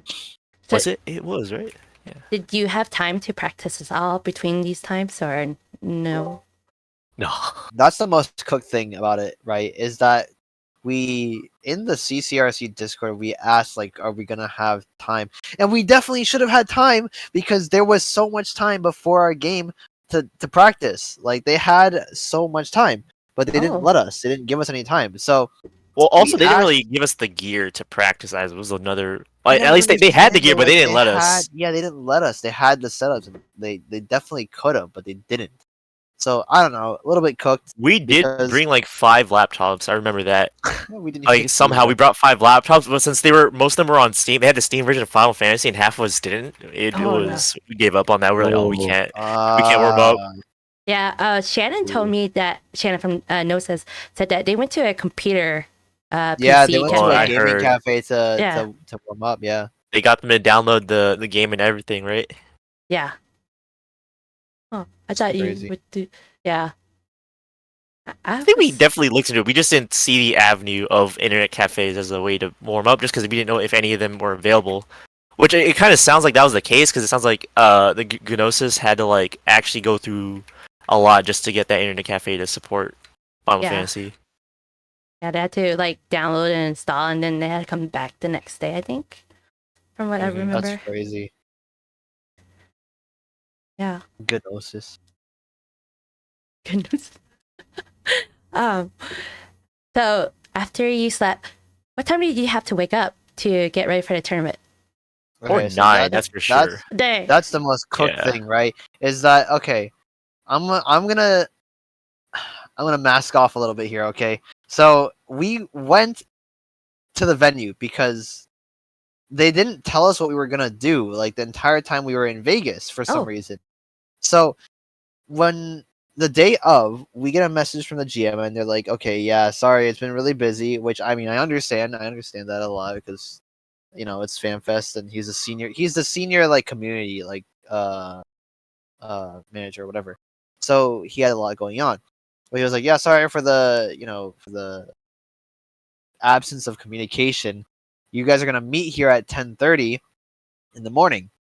Where's here? It was like the entrance of FanFest. Sorry, just outside of security. He's like, we're gonna pick up your peripherals if you have any, and then we're gonna go from there, right? So we do that. We all meet up. We drop all our stuff off. He ushers all of us in. Oh, and Zexus had a little Yeah. tussle with the on-staff Yeah, security. yeah, it was too. funny that, because- that was so funny. Because the GM was basically like, "Hey, they're all with me. I'm staff here. I have my like lanyard to prove it." And they're like, "Okay, you still have to go through the security." And we're like, "Okay." I mean, he's like, "But they're with me." And he's like, "Yeah, that you can still go through security though. You And can you gotta still go capture through." the tone that security guy has. Like, yeah, but like, bro, Yeah. man was like, wasn't. He's like, "Yeah, they can still go through security." Like, they were like, yeah, he was like, the metal detectors or whatever. And I was like, There's a bit of hostility. That's yeah, for sure. a little between bit, the but like two. I kind of understood. So I was like, okay, yeah, just go in. We all have our bands, whatever. We'll just go through. It's fine. Which is a little weird because I think FanFest didn't have the best security. There was like a big Twitter post about that actually, about like Oh. how people were pretty upset about the security, um, during FanFest. Yeah, but Walking in with a so- water bottle in my hand, so like a that's full water crazy. bottle. That's crazy. Really? Yeah, bro. Wow. Wait. What? Because I think they said that you weren't allowed to bring water bottles or something. Yeah, right? like one of the things was you can't bring in like full water bottles. They had to be like empty, clear bottles, right? So day one. I walked in with just a full water bottle, probably like Arrowhead or whatever. Like I thought it was right in fine the. though. Like if it's insulated, they should allow it, right? There was some weird rule about like I water think- bottles. okay. I don't remember what it was. I don't Oh. remember. Yeah, I think I feel at least how I remember it was supposed to be empty and clear, but Huh. maybe I might have misread it. But either way, there are definitely more beverages than water being snuck into FanFest. Yeah, but That then much I can say. we got ushered in, and then like we all just kind of like stood around. We were just standing, like in the entrance of the venue. Like you know how like when you go through the doors, there's like to your left, there's like the big board that you can sign with all like your names and stuff like that. Oh yeah. And to the right is like all the locations. Yeah, we were hanging out on the right side of like, the back open area, and Zexos or the GM he never came in, so we were just sitting around. So I decided to go back out, and I asked him like, "Hey, what are we doing? We're in now, so what do we do?" And he's like, "Oh yeah, you guys just can go do whatever until like 12. Just meet up by the stage." And we're like, "Okay, like none of Oh. this, like, yeah, they never told us any of this. Like, there was just very poor communication, kind of like on the day of, kind of sketch, but." We did make it for our games. We all met about 12 around the stage, and we did a lot of pictures with people. We took a picture of the stage. We took a picture with revival stuff and stuff like that. We got a lot of promo material from that. Which was cool. And yeah, Picture we, of Yoshi-p. yeah. Oh, the goat, the goat. So I kind of get the impression that I think when it comes to at least organizing tournaments at this level, 14 still needs a little bit of work. So maybe it's not quite esports ready. Yeah, and I don't think really it's like it's so like esports ready, Zexos- dude. What? Oh, I was gonna bring up the map selection process, man. That is like one Uh, of the big things that was not esports ready. Yeah, We can probably talk about that later, though. we can talk about that in a sec on like I guess we're on game day now though anyways, but yeah. Yeah. So like I don't really think it's like the GM's fault, Zexos' fault, right? I very much think that they're understaffed when it comes to PvP stuff. Like Yeah, even they got going like up the Yeah. on the unpaid interns like Yeah. managing like PvP basically. At least when it comes to like moderating the activity. I mean, it's not that bad in CC. I'll say that. Like CC is not as bad when it comes to suspects activities. But back in like Feast, there were definitely unpaid interns just watching that. Yeah. I wouldn't say that there's a lack of suspicious activity happening on Relative to Feast. Relative to Feast. relative to Feast. Bro, I swear to God, Feast was like the Wild I'm West gonna- some days. I'm gonna refrain on that one just because I'm not really qualified to speak on it because I do not engage in that realm. Well, guess. I mean, I identify what you're saying, Buzzy, is essentially it has been an improvement. Like, regardless of how small said improvement may be, there is still an improvement, right? There's definitely a lot more like care and attention, especially from Yoshi-p himself, which is huge. towards like CC as a game mode, which I think really helps like grow. Because like for one thing, back in Feast, training never popped, which is like the equivalent of what casual queues are. You're So right, that's huge for like people who just want to get into PvP. Because back then, if you wanted to play PvP, you basically had to go into the Wolves. Wolves. Well, I don't say Wolves now. What's a better like? Go with the Sharks in ranked. So you couldn't like just take it easy and play like just for fun, right? If you wanted to play like Feast, you had to like actually play against other people who might either be sweating as well. True. So it definitely yeah. isn't really. It wasn't a good environment to just acclimate new players as CC is. Yeah, totally get that. So I guess in that regard, because there's now a revitalized interest just in the casual scene, I think just watching CCRC is now a lot more approachable to, say, the average player. And I think based on that, maybe, I mean, do you to foresee that maybe there will be a lot more investment into the game mode from a moderation and organization perspective? I That's hard personally to don't feel like say. it's gonna. Yeah, I don't think it's gonna change in terms of moderation. I think the only thing that'll change would just be interest in CC. Because I like when I got back from Vegas, I was getting hella tells, bro, from people telling me like, yo, they loved watching us play. They wanted to start picking up Monk. I know JD got people telling them that they want to play Yeah. Paladin just because JD JD, man. was like a celebrity on Twitter. Yeah. and JD wasn't the mascot for game, Verkittens. He like- was the mascot of the PvP scene in general. Yeah, Face even- of Paladin. That's good. Yeah, and Mhm. even Big Suck was getting a ton of tells and stuff like that. I've gotten a couple, but nothing as big as those two. Those guys are like they're The celebs. PvP celebrities. Yeah, like Yeah, I think they're it's just like their celebs names, right? They have such marketable names. Like you got Yeah, John Darkshield. yeah. Like that's just a powerful name. It just Yeah, it exudes is. like That's- Yeah, just everything great about what he is, man. Yeah. also known as Um, Michael Morbius. Yeah, Michael yeah, Mobius. yeah. That's what our Michael. portraits in the game was based around. Because there's actually in the JP scene, there's a very good caster named Sosu, and he frequently hosts like pickup customs and stuff like that. And there's a clip of JD playing in one of them where he like disconnects, and if you don't know, there's like a glitch in PvP where Anyone he have the like clip? I could play it. I can find it, yeah, real fast. Let me see. Sosu. But yeah, it was like a bug that essentially when you disconnect, your character doesn't. I mean, this has just been a problem with the game in general. Like when you actually disconnect from the game, you sort of Pokeball, and your character still remains in the game itself for a while, right? To hear it from JD, it's specifically when you're trying to reconnect to the game. So here it is. I'll link. Yeah, it like to in you front right- lines, if you ever see someone who's DC'd, you'll notice that you won't be able to kill them at all.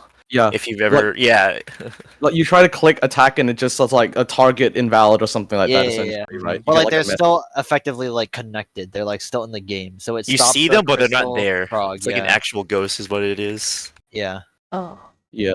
cringe. But he was standing perfectly in the way of where the crystal was supposed to go, and because it wasn't on a checkpoint, it just couldn't move. Like it was just, he was just stuck there. Yeah. Okay. So I've linked it. There you go. Okay. I have it pulled up, so hopefully you can hear it. Let me go ahead and play it. Here we go. With the full black cloak as well. Oh my god. Oh yeah, Yeah, so that's what our glams and our portraits were based off of in like or what I was referencing. the Yeah. tournament. That just exudes so much intimidating energy. Dude, JD's a powerhouse, man. I'll say that. Yeah, so he's just kind of chilling there, man. Michael. マイクルダメージ当たんないマイケル無敵マイケル無敵マイケル無敵試合が終わりません I love こ this れは game なん so とい much. う最強の盾まさにナイト No, I gotta give it up for the black mage thinking it out of the box. So I was like, well, it's an AoE that's not targetable, so maybe it'll still hit. Yeah. マイケル・モービウスです That's amazing. Oh my god. I love that clip. It is like it is godlike. Truly a powerhouse of meme content in the PvP scene. Give it up for John Dark Souls, everyone. John Dark Souls, everyone. Dark Souls. I don't know if you can hear me clapping, but I'm clapping real loud. Yeah, no, I heard it. Don't worry. That was amazing. Okay, I like to play the clip of them introducing you. So. Here we Oh go. yeah. Here we go. So now I'm going to ask the both of you to please take God, your I don't wanna see stations. myself again. And now, please, everybody, I hate give the a warm photos that they welcome use to for our me at first least. team, Oh. Verkittens. Well, yeah, I don't hate it, but they're definitely What better. were your ones thought than- process? Were you like scared? I was, Now we're I don't gonna know, welcome because we were already on one of stage their prior to this, players, because one we by had a one, setup, and so I already so had an our idea of first what the member audience was gonna is be like. Tiny So at least for me their personally, leader. I thought I would be scared, but when as soon as I saw that like the audience and how many there were, and just how like I don't know, like I said earlier about the ants, right? Like And how they next didn't up really we have intimidate me just Buzzy, because the bear, there's just so many of them. Wuzzy. So I Oh personally my was really god, hyped. they used such a bad photo of me. Oh no. That was such a bad Next up, picture. we have Oh, yeah. Mountain. Oh my god, dude! They should have used my gamer pose photo, dude. No That game. was about to pull up, bro.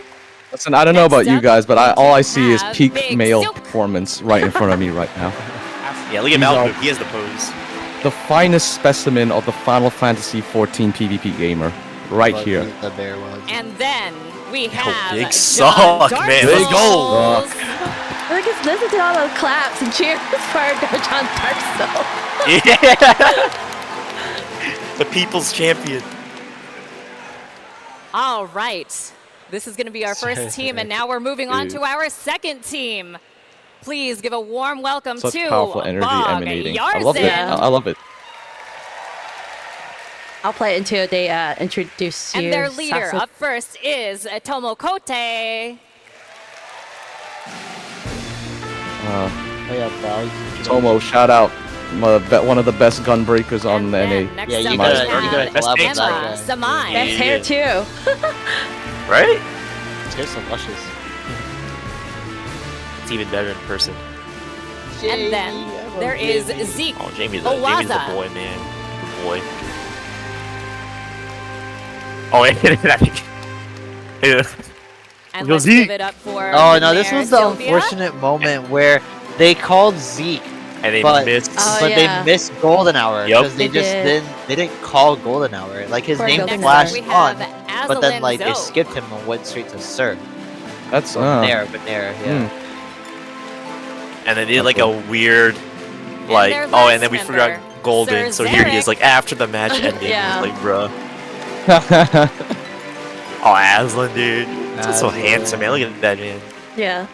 Awesome. So That I Zur has actually the want to go cleanest ahead cut. cut. Look at and that. Yeah. Yeah, dude, is there? ask our two teams a Dude, few whenever I see questions, if Sir you with wouldn't that mind. with that picture, I always think of the memes. Like there were so many memes that came out of All CCRC. right, so it was great. It obviously was you can so- see that both teams are There he extremely is. There's a polite, so I'm boy, gonna Golden go to you. Hour. I feel like I said your name wrong. Is it supposed to be Oh, sausage? just the walk of shame, man. Okay. Actually, sausage. Okay. So a lot of I people was definitely confuse weird. it, and they always are like, "Oh, I'm sorry. hates Tiny's me. so no, it's fine. I look I'm perfectly fine less with both. But bad people are always than like, my "Oh, Tiny's so picture. sick. It's technically sausage, but I'm okay with both." That is You're a so luscious cute, ponytail. Well, I Sausage. did want to ask you how you Yeah, feel luscious. about I had Yo, just show I had Tony. just really cut hyped. my So hair both teams, before we're coming all here. I had pretty to good look down friends, so stage. there's no hard feelings for whoever wins, and we're all here just to have a good time. right? It's Play the all best. just business Yeah, when it's you're in the business. ring, though, right? It's just business, yeah. Awesome. Thank you so much. And now I'm That's going to go over to the other business. team. Okay. That was fun. How were you feeling right after the introduction? I was fine. I mean, Yeah. I didn't feel nervous, but I did feel awkward because I felt like I didn't really know what to say half the time. Yeah. I wasn't as eloquently spoken as Amadeus from Yes. Nemesis was. Amadeus really good. Yeah, Amadeus had a great speech both times, the introduction and after their games. It was great. But yeah, being on stage was cool. Yeah. We can talk about the games now, actually, and Yeah. not so specifically. I mean, if there is any clips that you want to talk about specifically, we can. But I want to talk more about like the setup because I think a lot of the players felt like it was a little hard to compete with the conditions that Yeah, go we for it. were given on stage, right? Because the headsets were fine for blocking out like any immediate sound around us, but the crowd, oh my god! So I wasn't expecting that many people to be watching PvP, and the cheering was so loud, Oh. like you could hear it through Dude, the I headset. was- Yeah, Yeah, I lost my voice like by the end for like a very brief period because I was screaming like call outs and stuff, like countdowns. Like you can even hear me like during some of the clips where I'm just screaming like yeah, 2, you can 1, hear during the go! like you can hear people like screaming call outs during the Yeah, game. and you can even hear Aslo too. That boy was screaming his heart out too. Because that's just how loud it was, right? Like in the venue, like Yeah. you actually just had to like scream to the top of your lungs just so your teammates can hear you. Which is crazy because if you think about it, like think of all the events that were going Yeah. on and all the panels that were going on during like FanFest, right? You have the annotated Endwalker or whatever, stuff like that. And there's cheering, but it's it's relatively quiet to be respectful to the presenters and stuff like that. But like imagine just like not being at the PvP and stuff like that and just hearing the venue just scream and go off. Like I Not was even a very scream, it's like a surprised. roar, dude. That's Yeah, what it's it a felt like. You roar. could Oh, wow. feel it, bro. Yeah. That was the most hype. I miss it already, dude. Like just like Yeah, whenever it we was- popped off or something, we just heard a roar. We're like, yo, I got goosebumps. Personally, I got goosebumps. I was like, Aw. yo, and that honestly, I feel like that made me perform better. Like I feel like I'm definitely like a showman of sorts, right? So when I Yo, know that people are Ellie watching Meeps. and stuff, like I get really hyped and I feel like I perform better on those kind of conditions. Ellie Meeps in the chat. What's up, Ellie? Yo, Meeps? Ellie! Bro, that's the boy, man. That's also They're the from boy. Wolfus. Oh, Good nice. game. Ellie, good Everyone in game. the crowd just giving you energy for your like big proverbial spirit bomb, you know? Yeah. Yeah. What it felt like for sure, yeah. But aside from that, it was just I don't know. I don't want to talk too badly about the event. I think that for all intents and purposes, the in-person portion of the tournament was like just Yeah, no, straight up a overall, it was success. definitely was smooth. great. It Yeah. was Yeah. it was an honor getting to go on there, and it was just fun to play. But of course, like playing at this level, you kind of expect a higher degree of like quality, and I think a lot of Although things I could have will just been a little say, bit better. yeah, I will say, like, not to be a sal, but those secret lab chairs that they had on stage, those were so comfortable, man. They I don't know were, which they were, type they of were. secret lab chairs, but they were like, I was like, yo, I felt like right back in my Sponsor, element. Yeah, sponsor. Sponsor. Yeah, no, like, I feel like the gear they provided was also pretty good. I mean, I Oh, personally, I yeah. brought my own keyboard and mouse, but like the stuff they did provide, like the monitors, like the monitors had 240 hertz. That was another thing. I don't think most people notice difference, but I come from an FPS background, so having that kind of like refresh rate on a monitor just feels nice, at least for me, because it's just What was it's like the an refresh essential. rate? It was 240 hertz. Although I don't think Oh. most people had it, because if you wanted the 240 hertz, you had to like manually change the resolution. And I don't think most people did, but I Oh. did. You Although did. that also didn't compensate for like the input lag. Oh, that was another thing, dude. There's a lot of input lag, at least on my end, which is There which was a kind of sucks when surprising you're a amount of monk. lag during the games. Too. Yeah. I think everyone noticed there was quite a bit of rubber banding happening. Yeah, I saw think that this in one of was- the matches actually. When I think it was like game one when you were trying to push to the halfway point, and everyone just sort of froze for a minute. Oh, Well, not yeah, minute, I like saw a couple that. seconds. Yeah, It was there especially horrible on like certain jobs that require a lot of APM, right? I'm trying to think Monk's like the only one that can come to the top of my head, but maybe Ninja, maybe. But I don't know, like in the screenshot that you see on that stream, you can see it like on the top right corner of my screen that the connection quality was poor, and I was like, bruh. When I saw that, I was like, dude, Where did it connect from, though? Isn't that it's like supposed to LAN? be in California, yeah. Like, well, not Oh. LAN. They used the normal servers that you'd use like just to connect, right? So there wasn't any special servers just for.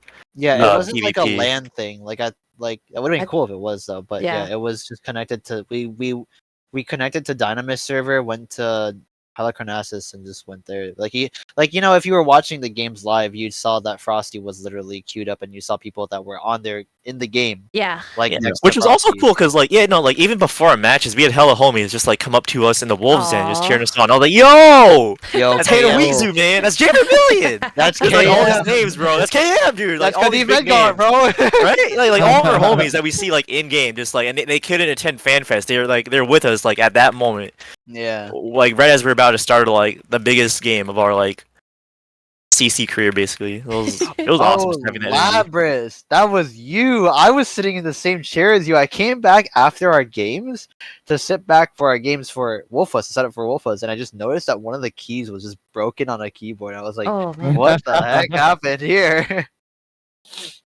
But that's the beauty of MMOs, isn't it? Like, you know, keeping us all connected even though we're not like physically like together. Yeah, you know? Right? And it shows just even in FanFest where everyone was like in one venue, there was still support from outside and they could show it in their own way. I got a shout out to again the PvP community. You guys, you people are amazing. Thank you, thank you. Shout out to Revival, shout out to the Rumbling. So what's shown up on my screen right now is the first match. I'm not sure if there was any areas you wanted me to stop at, or should I just go ahead and play the clip? Other than the clips I sent you, I think it should be fine to like just play through here. Okay. Oh, are you able to stream on Discord as well so I can see him live? Oh. I don't know if that's possible. Hold on. I'll try. I don't know if it would Sure. lag you too much. Yeah, Yeah, if it's not, I it's all forgot good. it may like. Yeah, sorry. Oh, no worries. I'll watch through the Twitch. Okay. This is the first match with Bog Yarzon. Let me know if you want me to pause anything. It just depends on what people want to bring and what works for them. Yep. And Here we're we go, jumping guys. right The first match. in. Let's do it. Let's go. A lot of times people play really patient here in the beginning. Let's see how they go. They might go right away. go. Looks like they're going for Tiny. Dude, that cheering alone. on right now. Looks like they're going for the machine. Oh. The machine is going down immediately. This opener. Awesome first kill. Veneer's the second target. Veneer has low HP, goes down. We're in a 4v4 situation right here. John getting super low as well. He did use his Yeah, we bar get a already, counter but kill on he might Veneer hold down here. for a Yes, we little traded bit. sub for Veneer. Oh! Yeah, Oh, looks wait, like wait, no, okay, he's injured. Oh, it's the map flip right there. Oh, gets lit, but still Oh, this alive. this one, you can replay a little bit. This was kind of funny. Okay. If you want to replay like 5 seconds. It was the. This one, you can replay a little bit. This was kind of funny. Oh, so I'm like a little bit behind. Yeah, it's okay. Okay. This was like the funniest map play. So I got matted first, right? Which you'll see if you play right here. Okay. The second target. Veneer has low HP, goes down. We're in a 4v4 situation right here. John getting super low as well. He did use his guard already, but he might hold down for a little bit. Oh! So yeah, I get matted first, right after JD dies, I believe. Okay. Wait, And then no, like okay, he's okay. Como tries to get me again, but I stun him and I jump out as soon as that Oh, mat I goes see. off. Yeah, and I was like, yo, and I was like, yo, Tomo right here, and I push him back towards the team. You can see me like jumping out of happiness. Yeah, this is actually Jumping out of happiness. I was like, because mat plays are like one of my favorites on Monks. Although I don't know, as a team we try to avoid the mats, right? Because historically it's been like a bad thing for us, but whenever Yeah, it does work out, it's always hype. Especially with the tick rates being as they are right now, because you're playing on a laggy server, that can be a bit dodgy. Actually. Yeah, it was mega cooked, but in that brief moment, I was happy for whatever tick rate, anything, dude. It was just so much fun doing that shit live. Now that was a very good turnaround, actually. Like very quick decision making on your end. Yeah, the double mat play. Double map play. Bog Yarzon to start off this Like, match. and I think that should be it it's for me getting at least. super close. Tiny Sausage also low. Guard up right now. Has no more resources. Goes down. So like now, we're seeing okay, a so if we 3v5 just go through it, situation right now, like Sausage Yeah, not they're looking just too kinda good. standing You're back down, right now. You okay, can now hear you're the down energy 2 from the people. teams on What the is side, your too. next Yeah, course of absolutely. action, you Veneer know? trying Like, to push from the point, here- pull but him up. they're still having issues. Yeah, so Bog from Yarzon- here where we at, the thing about our comp,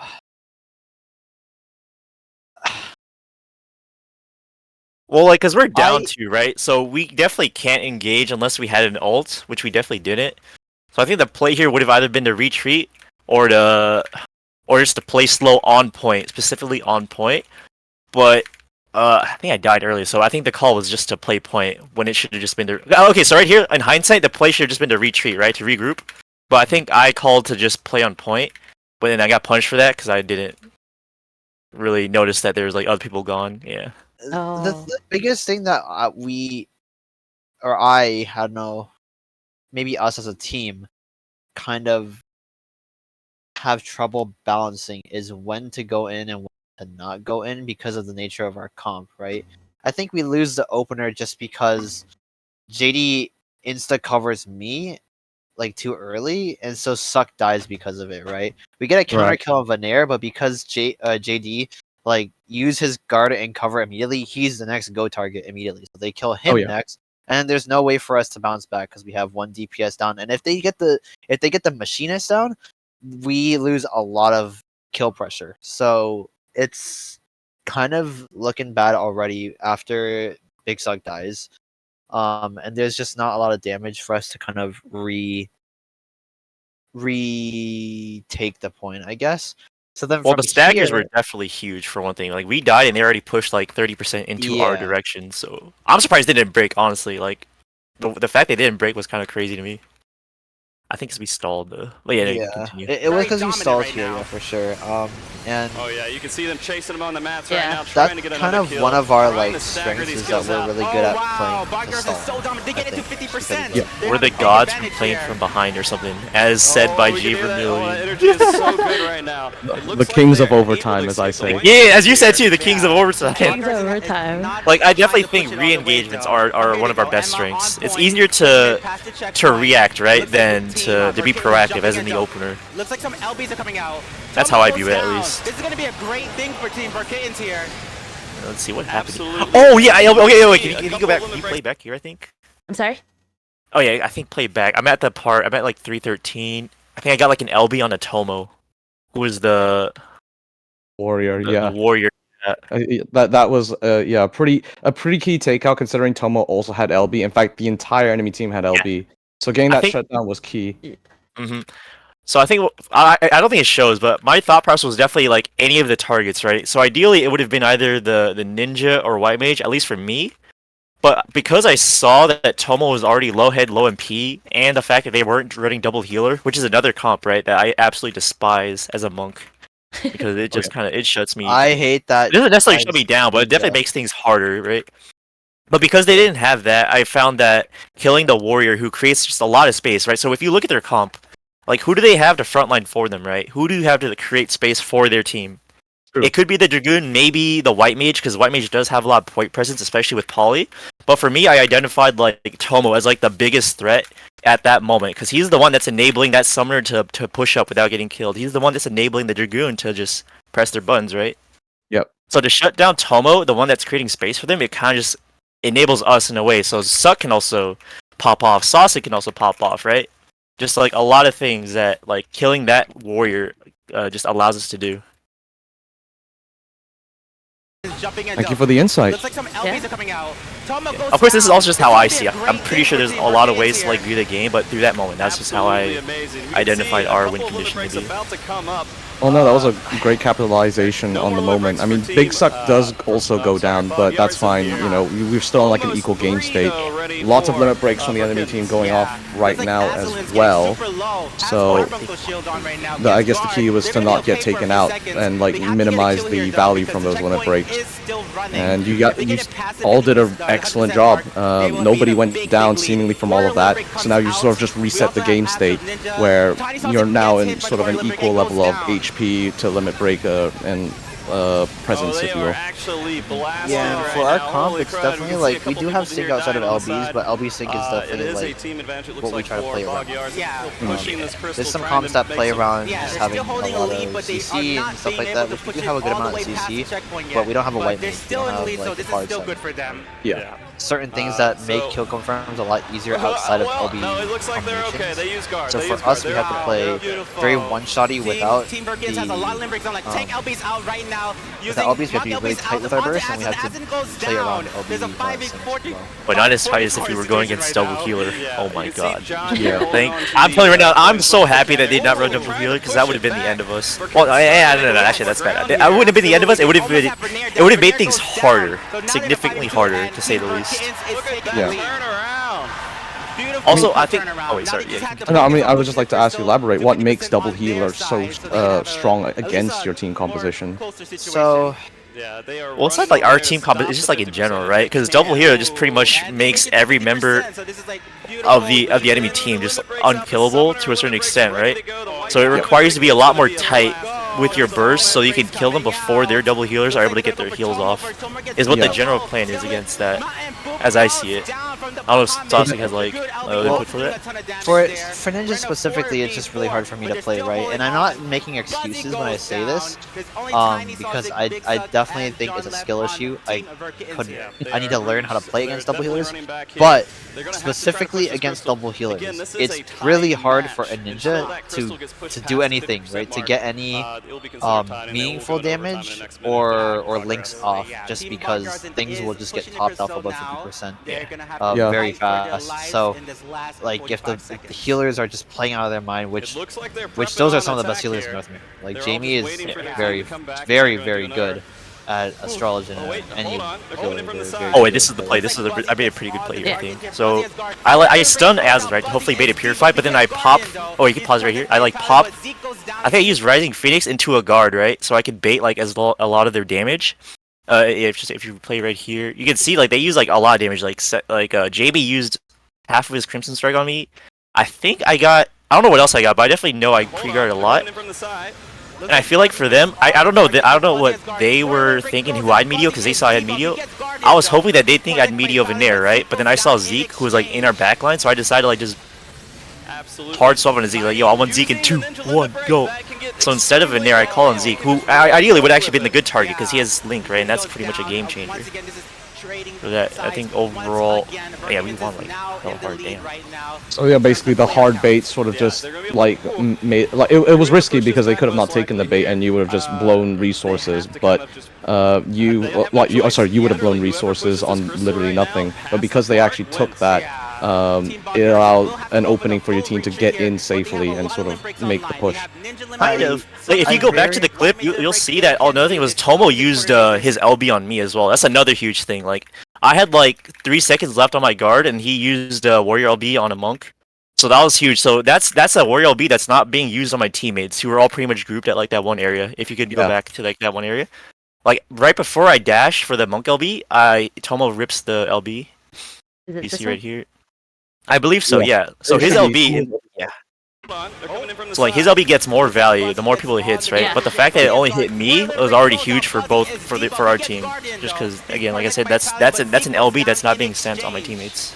Yeah, for sure. And the fact that I used guard was another huge thing. So I already would have been LB'd anyways. Yeah. So he's pretty much I guess like removing guard from someone that doesn't have it.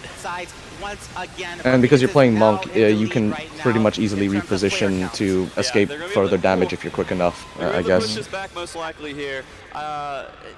Alongside, of course, Riddle of Earth. Oh yeah, Ro is awesome. Ro is awesome against LB. He popped Ro immediately after he got Warrior LB as well. So. Yeah, nice. They have a lot of limit breaks online. They have Ninja limit break, Summoner limit break, what was I gonna White Mage say? limit break. They can do this as long as they coordinate their stuff perfectly.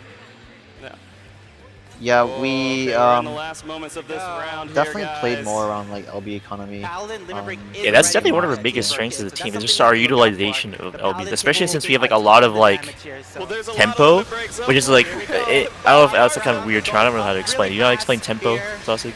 Tempo?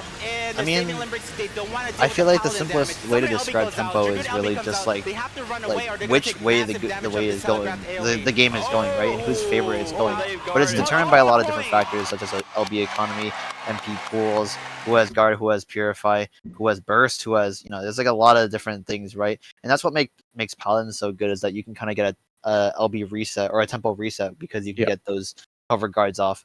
Potting, you're basically getting like 2 guards for 1 if stuff. Well, another way to shift tempo is just getting a kill, right? And that's what both Machinist LB and Monk LB do. They're good kill confirms for us, and I feel like we're really good. We're generally good at like utilizing those LBs to get the pick and regain tempo or even gain tempo. So like the flow of the match is much more manageable with this team composition, I guess, because you're able to shift it in your favor a lot better because of all the like kill confirms, and with like I guess with JD's or the Paladins limit break being able to just essentially stifle a lot of the momentum. Yeah, I think a good way to put it would be like, just like if you view it in the terms of acceleration, right? Like say like a Toyota Prius has like a 0 to 20 or like a 60. Like it takes 10 seconds to get from 0 to 60, right? Yep. Our comp would be like a Ferrari or whatever that would take like 4 seconds to get to that 60-mile mark. Because with those LBs, it allows us to regain that tempo a lot more quicker without the build-up. Essentially, is the Right. best way I'd put it. I see. Oh, very insightful. Thank you Yeah. very much. Yes. Yeah, it's all about getting to that 60 is how I view it. And our comp is really good at hitting that. At Okay, any so- point of the game too, basically. Right. So to sort of expand on that, what other archetypes exist in terms of team compositions within the meta of Light Party? Oh, there's like... I remember, Saucy, do you remember we were playing like within a Trisha build back when we had Horo? Like, it was Horo on Dark Knight, Boop on Scholar. That was a really strong comp we had for a bit before he got DQ'd. You remember that? Which is it's basically just like a brawl comp, right? So we didn't really play for the 1GCDs. We played for the prolonged fights, right? Because the longer like in a comp like that, the longer the fight went, the more it went in our favor. Essentially, that's like one of the like I guess archetypes that you referenced. Oh, what else? What else do we run, Saucy? It's like generally those two. Well, for us, we were just very focused on the 1GCD. Like, Yeah, aspect of 1GCD was the things, big you know? thing. The one UCD. Okay. Mhm. That's definitely a big thing. Like even back in Feast, like just be able to like frame perfect a kill within like a GCD is huge. Mhm. That's definitely a fundamental skill you'll see within across like all good LP teams. It's just the ability to sync a burst within that GCD. Okay. Because I don't think people really appreciate like how fast you die in Light Party because Bro. of how like everyone just Yeah. gets That's on like the same page, just like, frame perfect exact hit. Like you don't It's even have the chance to like hit Purify because you're already dead before you can even press the button. Dude, it's like oh yeah, no, it's just it's a learning curve when you first into LP against a good team, right? Yeah. Like back what's this, like season 6ish, this was when Bard had a 25 Yalm silence. So during that Oh, yeah. during that time, dude, one of the strongest comps would have like a Bard and Ninja core, right? And basically they would just aim to like one GCDU like every chance they got. And it was crazy because Bard was 25 Yalm silence. They could literally just like it was a death button like a death button from China, essentially. Yeah, Like if they wanted you dead, you were dead, right? yeah. And that was like a big scary thing. I'm so glad that it's down to 15 Yalms Suck now. played primarily Bard for us for the longest time until that nerf happened. But then when that nerf happened, he switched to Machinist because the buff happened at the same time. And he's actually a Machinist main in solo queue. So it kind Right. of worked out in a way. I see. Well, That's good. duly noted. Well, we're going to take a short 10-minute break again. So we'll be right back. Wait, no, Very I wasn't fast. talking about blog comps being a pre-J. No.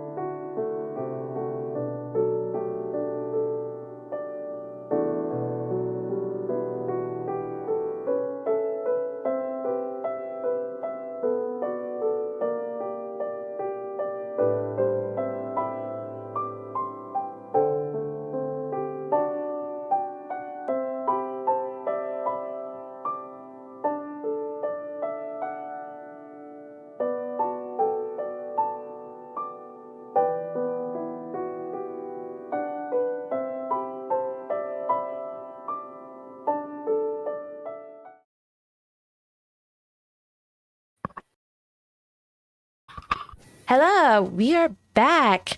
I'm here with Tiny and Buzzy from Verkittens, and also my co-host Aeon. What to do?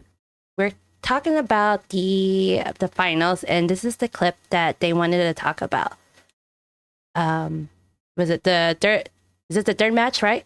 Third match. It was the third match against Bog Yarzin. Specifically, the nasty pull that Tomo got. Like, look at the percentage when he does it. Okay. Are you ready? I'll play it. Well, I think this was the clip. Maybe it's a bit ahead. I don't know if this is the right. Let's see. Oh, okay. It's around overtime, that's for sure. Yeah. Resources. Oh, Dark Souls. Yeah. Bog Yarzin is I taking think it back. you were like However, here in Verkittens this did area get for a to the while. 50% mark, so Oh yeah. even So still. maybe like a bit, like 2 minutes still ahead. on Let me wouldn't say see. it's even. If I can find the timestamp too, so it's easier to find it. This is real looking quick. pretty good here for Bog Yarzin. They just need to push it as much as they can. They Yeah. still have a lot of regrouping to do. Yeah, this is So, totally fine. Team Verkittens have a lot of LBs ready. They'll have Summoner, Scholar. So like around like and 442, Monk to fight, so 442 at like okay. 30 Oh, seconds. they all Yeah. at- Okay. In the VOD. yeah, they, Trying to fast forward. Well, Two. and, Oh, yeah, no, wow, Why here? make Scroll heal through themselves, VOD. so they're okay for now. I don't know why this is still Yeah, going. so like around a minute longer On at the 30 point seconds. Once again, Tomo jumping in. Monk LB going out to Tomo. Tomo goes down. Oh, huge kill here. Yeah, this is looking good for Verkittens. They might win it here. Zeke is the last person on point Tomo for goes now. down. Aslan getting super low. Aslan still has Dragoon Limit Break. Might be able to use it to go in the air and stall if necessary. Yeah, overall, this is a really Once again, intense, King like, of Bog Yarzin has to stay on overtime, point. right? You just see people dying on Yeah, both it- sides.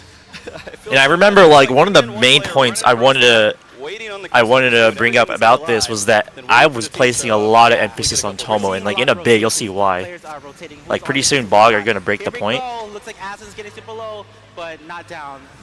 No, this is. Oh, we do have the Dragoon Limit Break that's been up for a while, but the White Mage Limit Break's coming up as well as the bar. So I'm sorry for my for Bog reaction is a bit Yarzin. They may delayed be because able I'm to kind of use watching it the stream, before so the limit breaks Yeah. come up they here for break Verkittens, pretty though. soon. You can totally tell these teams are trying to according to LBs here. Tiny! goes down. Tiny going down is a huge win for them. Yeah, Scholar LB is ready, so they can use a lot. I know this was such a slugfest, man. Oh my god! I can see why the crowd was cheering, right? Because you didn't know what was gonna happen, at least from an audience perspective. Yeah. Oh, they just have to push. Right, so they're about to break. They break here, and they immediately get like 52%. So look at the percentage, right? One more percent, Yeah. and Team Bog Yarzin will win it here. Tomo pulls everybody, and everybody survives, or like is on point by like not even an inch, like less than an inch, and you see like there's less than a percent differential. Again, for them to Bog Yarzin to win, right? And I think this is the reason why I wanted to really focus in on Tomo in this overtime. So at least the way I see it, like against a team with a Dark Knight, when you're ahead, heading into overtime, like we were like 54 to 50, I do not see that as favor. I don't see that as us winning, right? I see that us as like we're the ones that are on the defensive, because all the Dark Knight has to do All they have to do is get them off is just the point, pull, right? and So they're like Yeah. doing everything they can because to they're move behind in them prog off. heading to overtime, as long as they stay alive and have point presence, they can only gain prog and not lose it. So they can only gain like a percentage on their prog point, and that stuff, as long as they're alive, it's not going to go back. Which is especially dangerous with a Dark, who like in a scenario like that can essentially just guarantee prog for each pull. So each pull that Dark gets, it's just like 5%, 2%, right? Yeah. And all they have to do is just play slow and get the prog, which is a one-win condition. Because of course they had like they had things like Ninja LB, Dragoon LB, White Mage that could have wiped us, but I trusted my teammates to not get wiped by them and to practice good point rotation and always have Yeah. point presence so that they wouldn't give up prog. But a Dark pull, especially with people who don't have guard, that's inevitable, right? Mm-hmm. That is the primary win condition that I viewed on the Bog Yarzin side that I thought would have lost us the game, which is why you'll see me. I don't know if you hear me, but I was screaming like, "Frick Tomo, dude! Frick him up, man! Don't let him cook!" Like stuff like that, That's right? funny. And and you'll see like just from that pull alone, I think it just highlights just how dangerous having a Dark or going against a Dark in overtime when you're technically quote unquote ahead is, right? Is it here? Because like legit. Yeah, like right here. Just look at that percentage. Like it like less than a percent. That's less than an inch. Damn. Like Yeah. we just have to step off a point for like less than a millisecond. They would have won the game. One Dark pull in that scenario, especially that scenario. So all they needed was another clean Dark pull, and that was the game. Yeah. At the risk of sort of exposing your strategies a little bit more, I do want to know what could have Tomo done in this situation that would have basically ruined your plans entirely? Because you were focusing on him pretty hard. So what would he have done that would have essentially, ruined the entire process of you like making sure he doesn't get on point? Survive, bro. If he just stayed alive, if he like ran away, which I'm sure he did, right? He definitely tried to survive. But I was so dead set on just wanting him dead because he was like, in my eyes, I don't see a Ninja LB, I don't see a Dragoon, I don't see a White LB. All I see is that Dark Knight who's about to pull us off point and just get them that win, right? Yeah. So as long as he's alive, that's like an immediate threat to us. As the way I see it, of course, right? I'm sure like other people may disagree for sure, because that Ninja LV Zeke is, dude. I'm sorry right now, Zeke is a nutty ass ninja, and I should not have underestimated him. But just I saw red. That dark was all I saw, man. Basically. Well, that's something interesting to know, I guess. So it's like really how you prioritize targets based on their kit in the context of the game state. So, which in this one, it's like, I think in any other scenario, fine, Dark Knight's a threat, but in overtime in this position, it becomes exponentially more threatening. Yeah, I think a big thing that's helping LP is just identifying what the team, like the enemy's win conditions are, right? Like what they can do to win the game. If you know the enemy, you know yourself. Oh, it's not really the quote, but something like that. Like you know the enemy, know thyself. The original quote's like you know yourself, know that enemy. But I'm gonna twist up a little bit, right? You're quoting Sun Tzu, I'm guessing. I know. I'm reverse quoting.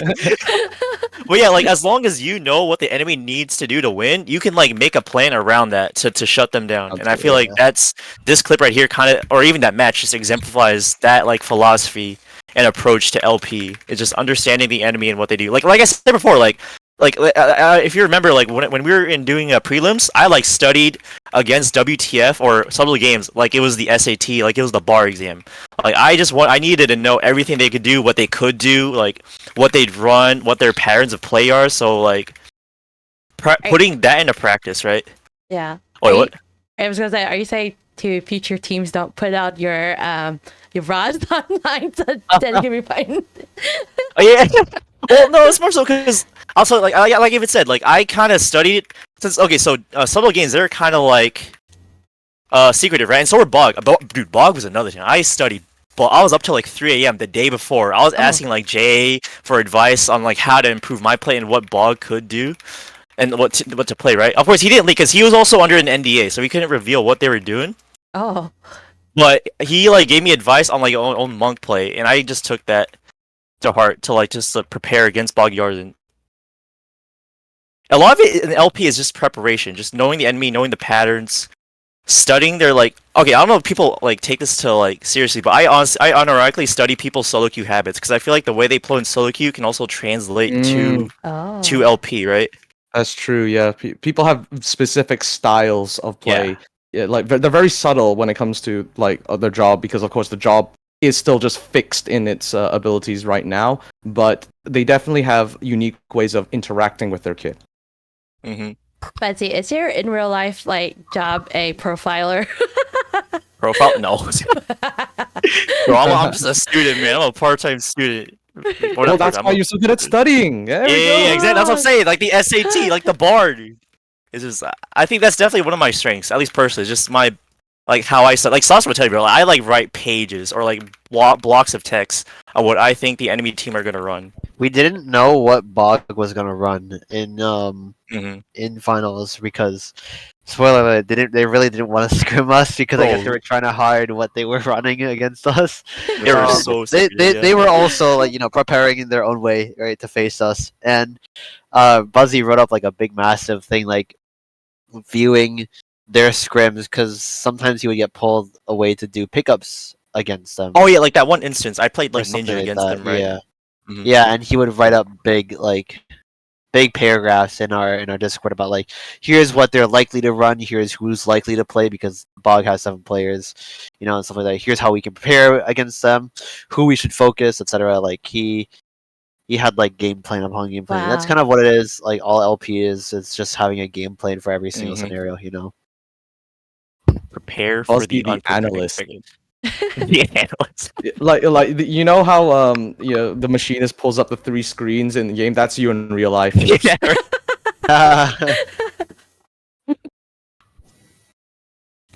But yeah, no, that was pretty much what I wanted to talk about in regards to that clip. Was just like, just bring out how dangerous Dark is, but also like how you can prepare Yeah. to come back from a scenario like that. So you basically like focus target them, right? Focus target, identify win conditions, and then build a And- plan around what the enemy's win conditions are. I was very ready. I was like looking at Tomo's HP and his LB because Dude, the you were- LB there. Yeah, I was ready for that. I respawned because they were focusing the hell out of me after I respawned with my LB. So I was just sitting and waiting for like Tomo's LB to drop off on his HP. I just linked in the moment that I could. I'm talking about you hit the nuttiest like 2K links that won us that game. Like if you didn't hit those links, bro, we would have that would have been like another minute, and that would have been maybe Tomo pulling us off for like that less than percent. Yeah, yeah. Those They links probably were the would've- MVP. They probably would have won off of like a suck or something, like a scam. Definitely a suck. At the very least, because Tomo was cracked. I'll say that right now. Like everyone Yeah. on Bog is cracked. Like never Yeah, underestimate yeah. anyone on that team.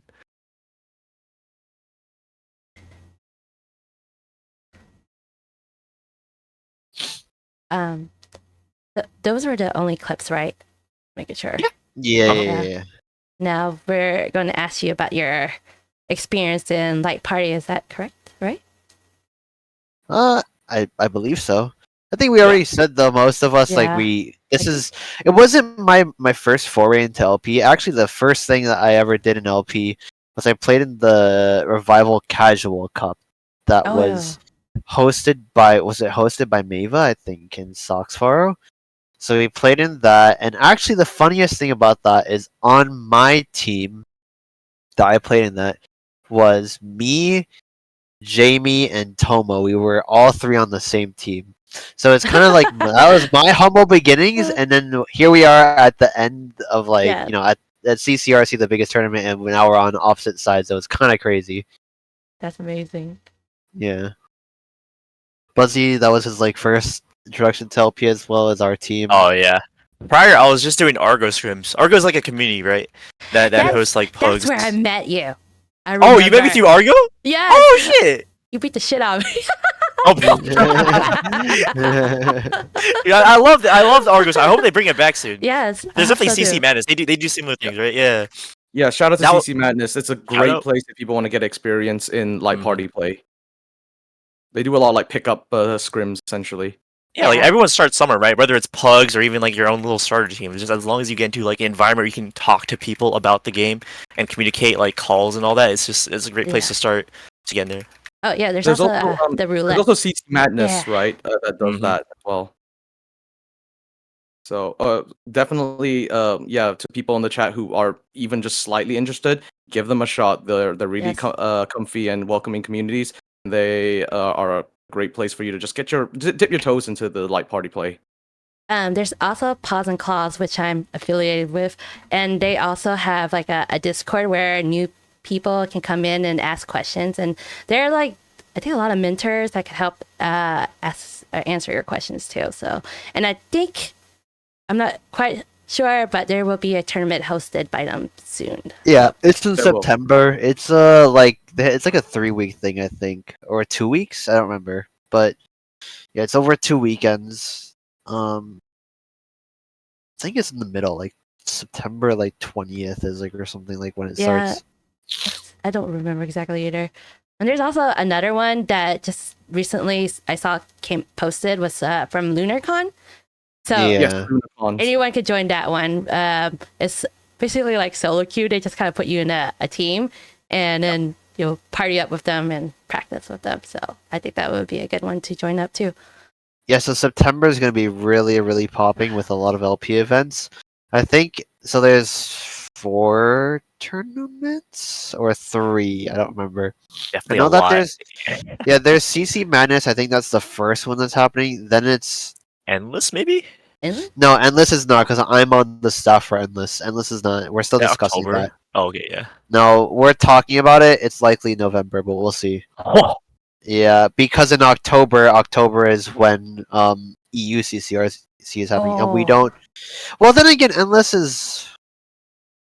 I don't know. I think we're trying to make it more global, so we want everyone to be able to participate in it, but we basically just kind of want to avoid overlapping too many tournaments. So we were shooting for November, but we're kind of talking. It's still in talks. We're not sure yet. We'll see.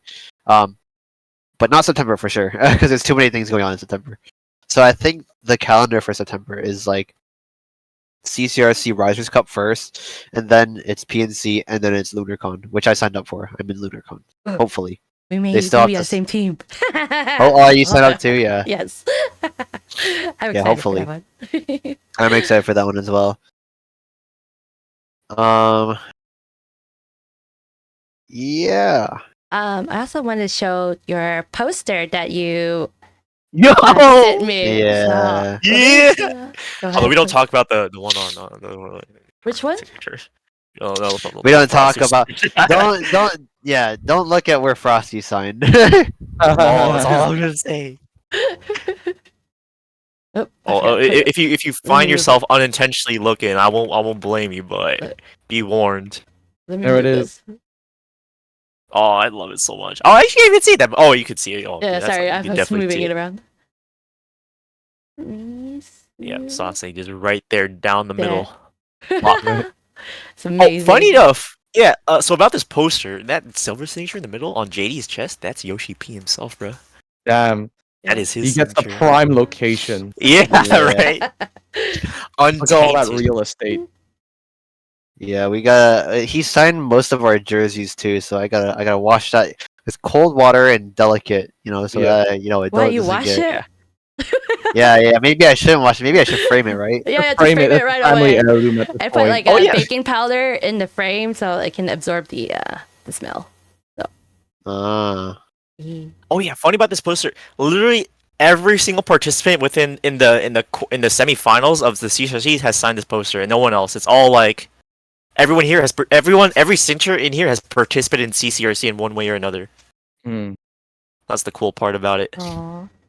And this was funny because it was a surprise for my parents, right? So because I told them that I got to go to Vegas for playing video games. Like, yo, what?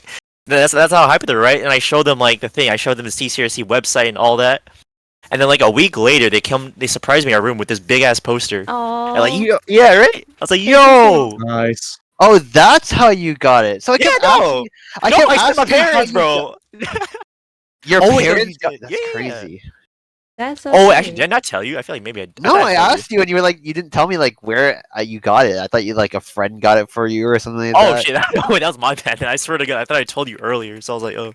You gotta ask your parents to print one to make a copy of that for me. Oh no, okay? this is a Buzzy Wuzzy exclusive. What are you bro. Buzzy talking Wuzzy about? I'm exclusive. literally You on want your it, team. you're on a FedEx, man. You put your own shit. Oh, no, that's funny though, because yeah, it was basically just like a surprise for my parents, which was pretty cool. That's so That's really cool. sweet. It's nice to know that you're your parents are really supportive of. Were they there watching you at the Fanfest? Not at Fanfest, but they did Oh. visit me. They did go to Vegas to visit me and stuff, so that was really cool. And they even gave me a thing of Pringles, which I used. That was my breakfast of champions heading into Fanfest. Holy. Yeah, like I had nothing to eat that day, so I Oh. was like, and I had that can of Pringles that my parents gave me. I just downed that Bro, heading into carried CCRC. by parents, bro. Bro, yes, For dude. you. The Pringles, and the Mocha Cookie Crumble Grande. That's what carried us, man. Or carried me. That's what carried me. Buzzy just raking in all the sponsorship deals. It's like Pringles, we got Taco Yeah. Bell. Got the Mocha Cookie Crumble from Starbucks, the Grande. I got everything, dude. Wait, Sasha, what did you eat that day? I don't even know, man. I basically, what did I eat? I think I ate leftovers for breakfast, but I was full. But then, like, I didn't eat anything until like after, way after, like 5 p.m. You ate That- sleep. Damn, Yeah. and you still had the energy to play. Man just Right? photosynthesized. He just No, I was fine. I was fine during the game, yeah. But like after that, I was starving. After the game, I was starving. That leftover quesadilla can only go so far. I'm saying.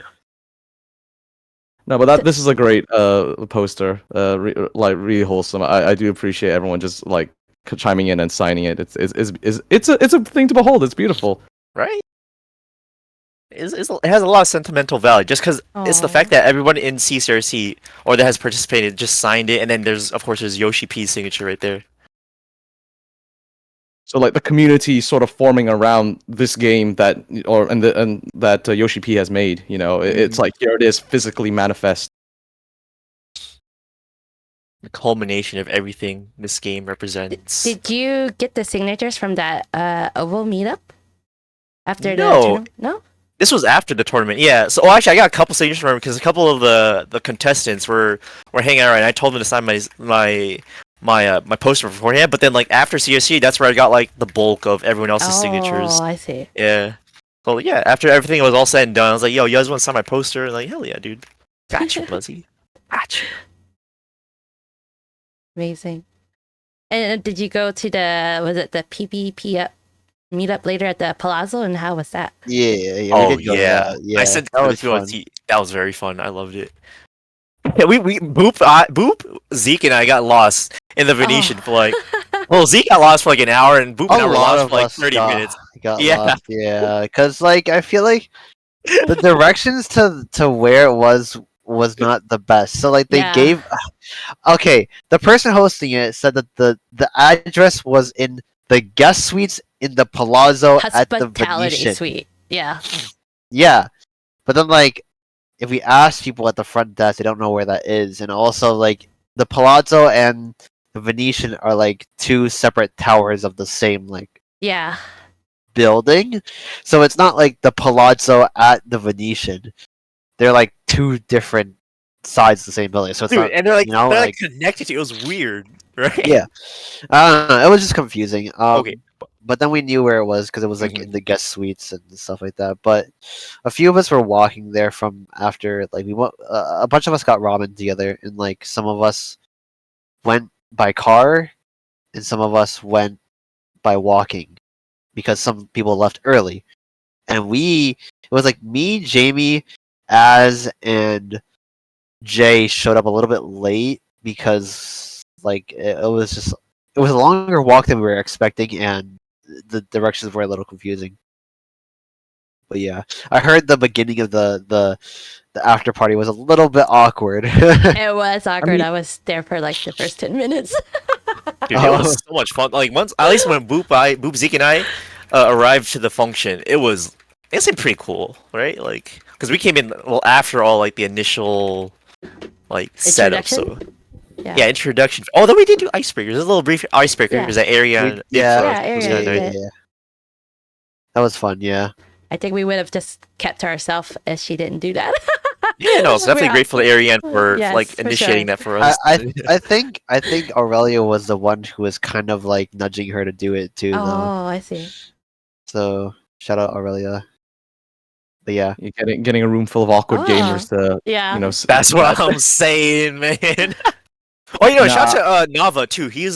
I think it was his suite that Yeah. was Oh, hosted. yeah. So definitely nice. grateful for him for letting us use his room, suite for that specific purpose, and letting us like just vibe and stuff. Man, it was definitely a lot of vibing being done at that function. that Yeah. was great. Oh, thank you Yeah, for I mean, that. okay, so I do want to know what is your sorry, Yungie, we do have a raid. If you'd like to Oh. welcome them. Welcome, Raiders. We're doing an interview with Verkittens, Tiny and Buzzy. They are the finalists from CCRC, and right now we're discussing about the after party. Okay. Yeah. go ahead.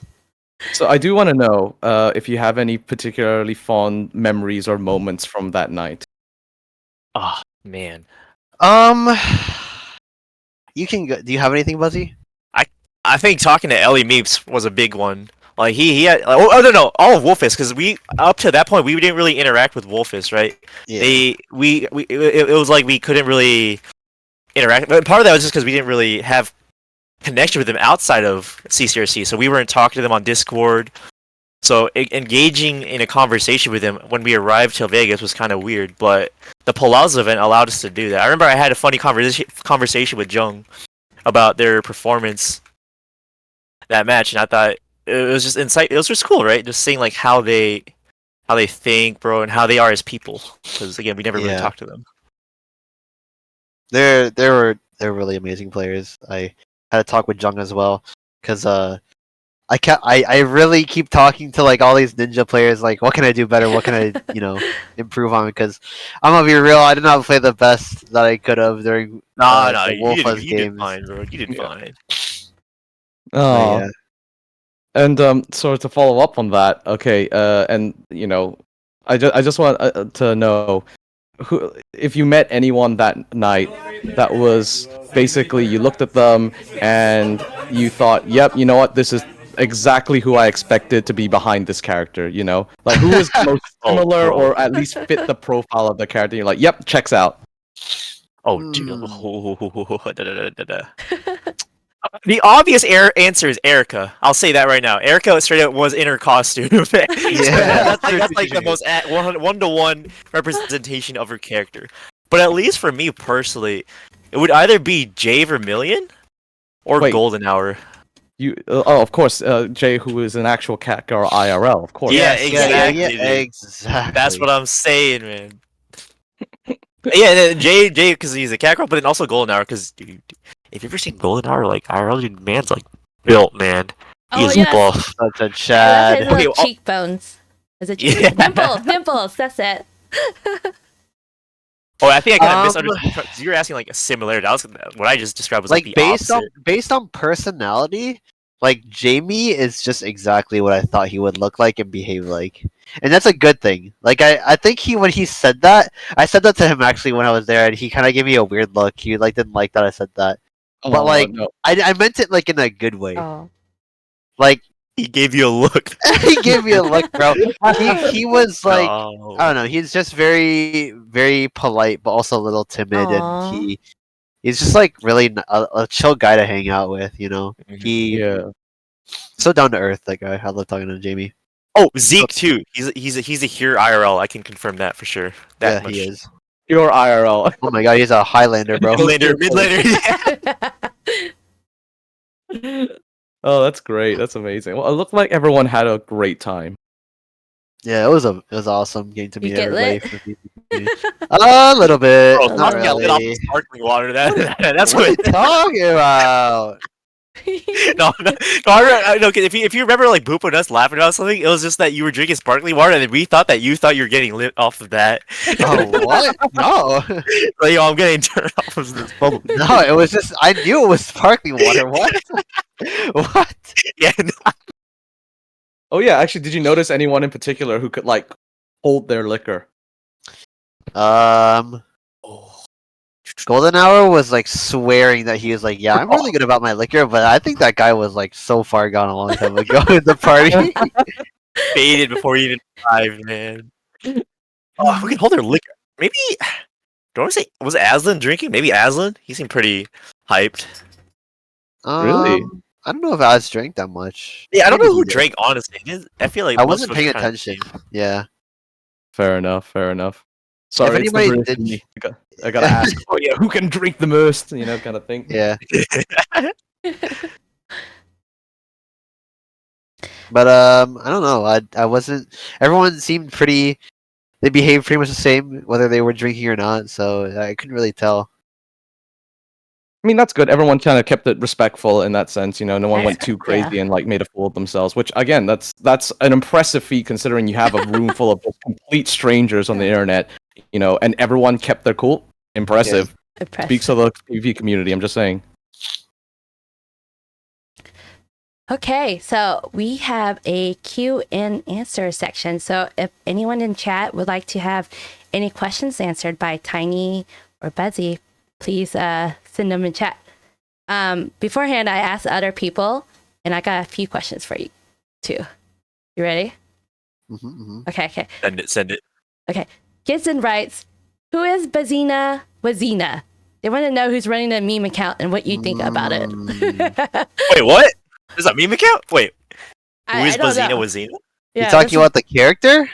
I think so. They didn't In really game? expand on it, That so I is wasn't sure. Wuzzy of Balmung's sister. She's a little cutie, I'll admit. I can probably send you a quick photo if you want. If you want to pull it up. But yeah, no, that's that. I don't have lore against it, or I don't have any lore for Bazina. But if I had to make lore, that is either Buzzy Wuzzy's girlfriend or Buzzy Wuzzy's sister. But I'm Well, gonna you go should with probably the. make the distinction. I'm gonna go with the latter. Or let's do both, bro. Let's do both. I mean, it's 2023. What Anything can happen. the hell? So you're running Oh it my 100%, god! right? Yeah, Yeah, Buzzy Okay. Buzzy is running Buzzina. yeah. Buzzy Buzzina is But his which alt Buzzy? character, I believe. Buzzy Bounce. Which Buzzy? Okay, we have another question from Census. They write, who inspired Tiny to make their name Tiny Sausage? That Or what inspired? is Sorry. a good question. I don't know. So the funny thing is, like, I named my character that, like, obviously I haven't name changed once since I created the character. But my character wasn't even a Lalafell to begin with. It was actually a Zayla. No, not a Zayla. A Rain Aura was my very Oh, first yo. character. Yeah.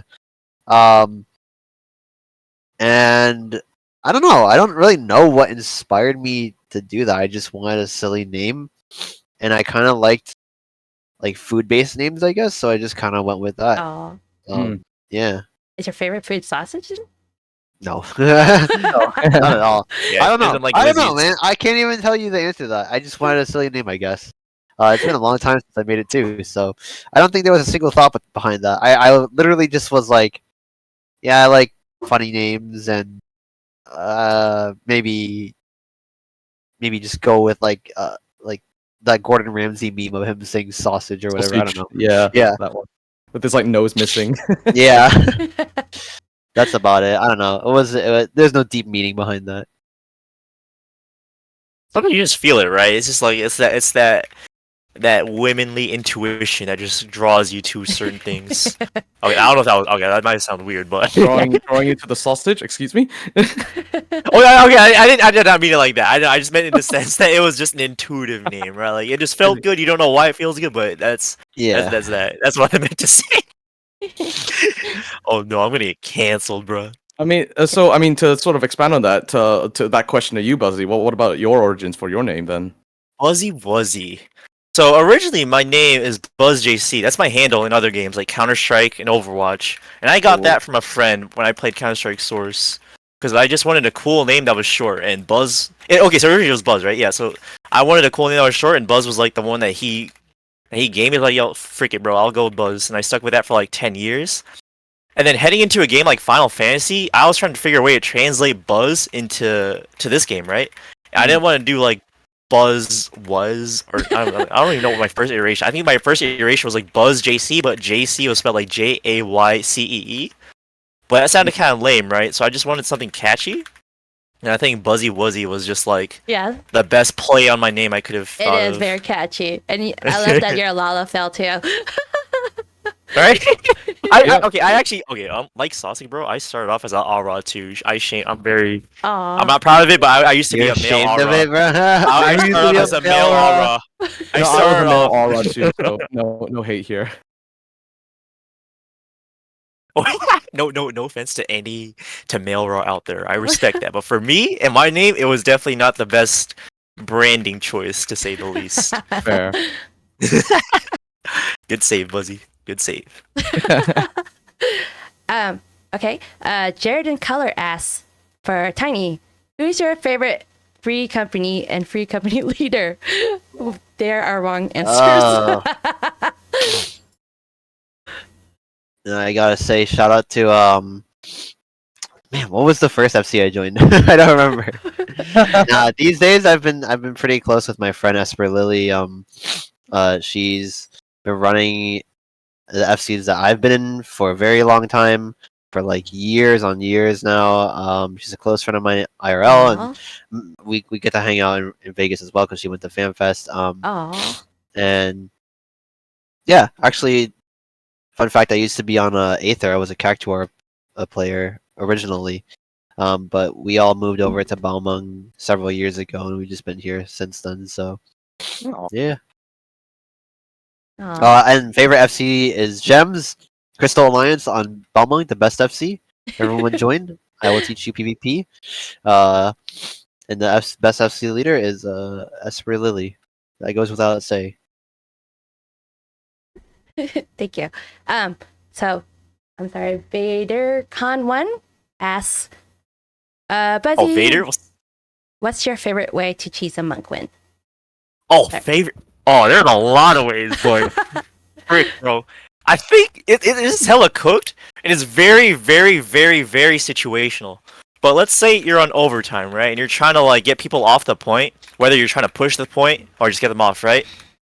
My favorite way is to knock someone off, and then LB another person that is coming like the direction of the point. You actually did that in like a couple of the prelims and quarterfinals, I believe. Bro, it was so sick, man. It's like hitting two people all at once. I knock one person back, and I get another person with my meteor, and that gets like two people away from the point, and then my teammate just pushes it for the win.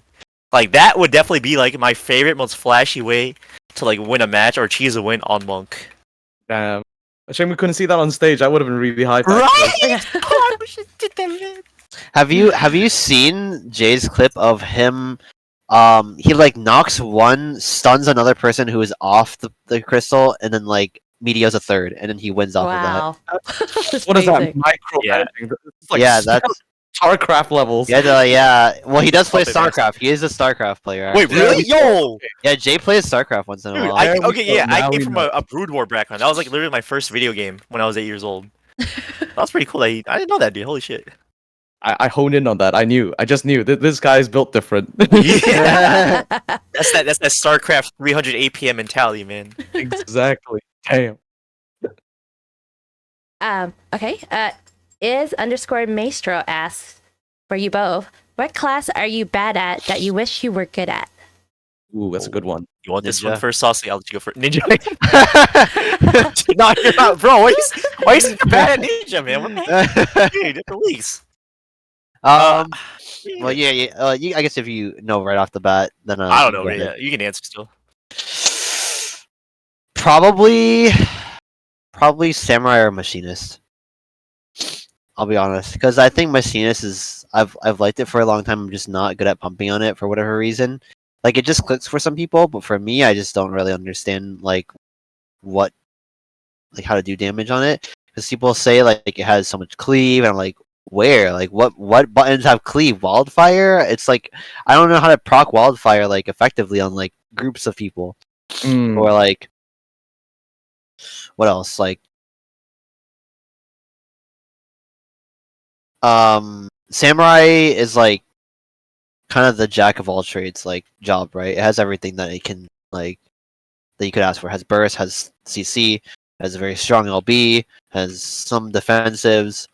So it's a very good like fits into like a lot of comps job, I feel like. I'm just not good at it. I just can't pump with it. I die very fast on it. And yeah, I cancel my cast a lot. I don't know why. I don't know. It just doesn't fit. My brain doesn't work with it that well. So those are the two jobs that I wish I was a bit better at. No, I feel Okay. that. I think for Buzzy. I don't want to sound egotistical, but I can't think of a job that I'm necessarily bad at. But that's also because I've only played Monk for like a lot of my CC career as it is right now, right? But I will say, like, at least a job that I want to get good at would be Dark Knight, dude. Ooh, Dark Knight. Like playing against Dark Knight in a organized environment just shows me how cracked that job is, especially when you're being enabled by amazing teammates. So that's Yeah. definitely a job I want to like hone in on eventually in the future for LP, Is and I guess Is, solo queue too. is the main issue perhaps the Dark Knight is the whole like HP management that maybe that you struggle with? You think? I don't know what honestly, I don't really know what I struggle with yet. I think it's more so probably maybe HP management, but maybe it's just survivability. Hitting the big sucks. I think getting big sucks is also like getting like sucks that provide value for your teammates. That big sucks. Yeah, like sucks that can either peel for them or even like set up like big AoE plays for them to like just juice, you know? Gotcha. Mhm. Okay. But yeah, like, I'm still like experimenting with new jobs, so it's hard to say what I'm kind of bad at right now. But yeah, Dark Knight. I'm just gonna stick with Dark Knight. Okay. Since there isn't any new questions right now, I do want to ask from both of you. As it stands with Dawn Trail coming out, there will most likely be PvP changes. What is on your wish list? I mean, if it's too much, then maybe just name one thing, right? For changes. Oh my god, I have words. Changes. Nice. I was like, cook. Let her cook. Okay, for well, like you said this off stream earlier, but I know there's a section that you kind of wanted to bring me on. Maybe if you want to talk about solo queue, but I'll just drop it right here real fast. I think that solo queue needs to add demotions lower than plat. I think that the fact that, well, hopefully that solo queue is going to be popping a bit more after CCRC, because we got a lot of tells of people saying like, yeah, we're excited to play CC because of you guys. It's like very cool to hear that. But like, I don't think that will solve the issue of unranked to gold dying like after like 2 weeks, right? And so I think if they added demotion to gold and lower, that would save queues to an extent, right? Right. I see. It's kind of a bandage solution, right? Because we need more players in the queues in general. So that'd be nice. But like, if the people get demoted to lower brackets, then that means that those people who keep queuing, if they do get dropped to gold, they'll still be queuing, and that means that there'll be more of a player pool in gold elo to keep those queues alive. Right. So, Yeah. that's one thing I want to see. At least, yeah. So like, in regards to PvP for me, so the way I see it, I think like the game mode is at its best in an LP environment, but the main draw is the solo queue environment, and that is like nowhere near like LP, right? So it's kind of a place where like most people don't get to experience the peak of this game mode and just how good it can be because they're drawn to the solo queue environment. So in the future, I definitely like to see more options to bridge that gap, right? To make that kind of things accessible. And I think a big way to do that would be like adding more communications options, whether it be more quick chats or even just allowing us to type to each other again. Though I understand there's definitely concerns in regards to toxicity and all the bad, but I feel like that is kind of inevitable in like any game mode. People are still gonna be toxic in any any place where stakes are involved. There's just gonna be toxicity. It's like you can't help it. I So I literally feel like- got DM'd after a casual game, like the day I got back from like Vegas, and I carried a game. It was a casual game. I carried a casual game as summoner, right? I did like the most damage, had the most kills, and someone literally DM'd me on my team, "Get carried harder, and you're trash." And I was like, okay, I just don't understand. Like it's just gonna happen. Like you just have people that say shit like that, like for no reason, and it's just whatever. It's just inevitability. You can't really do anything about it, and it's also just demonstrates it's like you're still gonna get shit talked, like out of games through DMs. And it's just the same experience. So I feel like if SC just accept that fact and allow people to communicate with each other through more ways, it can allow that LP like style of play into solo queue, and hence like just all enhance the games. Just enhance the games is the big thing. Yeah, I mean, to sort of add on to that, I think the main problem is that they see PvP through the lens of the JP scene, which, from what I've heard, so anybody in chat, feel free to correct me if I'm wrong, is a lot more organized because everyone sort of plays around the whole idea of teamwork. Whereas in, like, the West, it's a little bit harder because you do have people who try to, essentially play the game themselves, like sort of solo plays and such. And I think because we are used to games like in Overwatch and other PvP games in the West where you do have the capability to do that, but in 14 PvP it's not quite the case, and I think that sort of cultural disconnect is probably making it so that from CBU3's side they think everything's okay. So I don't know. Is there maybe a possible way we can sort of communicate that the game needs to be more globally like accessible in the sense that we should have more tools to communicate with our teammates? I was hoping Fanfest would have been that medium, but we didn't really get to interact in regards to game changes. What do you think, Suzzy? I'm trying to think like how else we can get that message across. Historically, people like the GMs will tell people will like post about these sort of like concerns and issues on the forum. The thing is, I don't know how effective that is. Right. Like, I think we kind of tend. I don't know. I don't want to be a Debbie Downer, but like people, it does definitely seem that SE and CBU3 pays more attention to the JP audience, especially when it comes to PvP than the NA. audience, so I can't say, and there's no way to tell whether they've actually taken into consideration forum posts as like actual suggestions and worked around that, you know. So I think that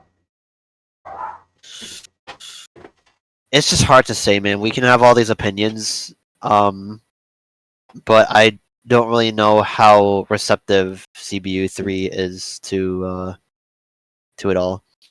Is basically my stance. I mean I just keep playing, post on forums, submit tickets about like, you know, things that you want to see wrong, report, you know, bad actors in queue, and just stay active in the community, you know? Yeah. That's pretty much all you can do. Yeah, and not have unpaid interns manage our beautiful game mode. That's the thing is like you need so many things to make this game work. Not just like adding rewards, not just better moderation, not just like, you know, fixing the ranked system. You have to have all these things together for it to really work, right? If you add better rewards but no moderation, that will just increase the likelihood of win trading. If you add moderation but no rewards, that doesn't really fix the popularity issue of CC. So you need a lot of things to help fix the game mode. And I think it's on a good. It's SC has paid more attention to PvP than it has in like the past like decade or like half a decade, right? True, so true. it's kind of like we're on the right track. There just needs to be more. It's pretty much it. So I guess to say on a lighter note, there is hope. There is a light at the end of the tunnel. Yeah, I definitely think so. I think that we're making strides Yes. towards moving it. There's been more community events than ever. There's been more, you know, updates and balancing to PvP than ever. So I think it's fair to say that PvP is alive. It's still getting a lot of, you know, there's still eyes on it from both players and developers, you know. Especially from Yoshi-p. Yes, man. Like if Yoshi-p anything, is the like, goat, man. Yes. He loves, dude. I just love how much love he expressed. Do you, Yes. the viewer, want a chance to shake Yoshi-p's hand? Well, you should be playing CC. Queue up now. Yeah. Queue up. You bro. up now. Cute. Yeah, Yo, pull that revival Twitter clip, man. Where is that? yeah, that video of Revival.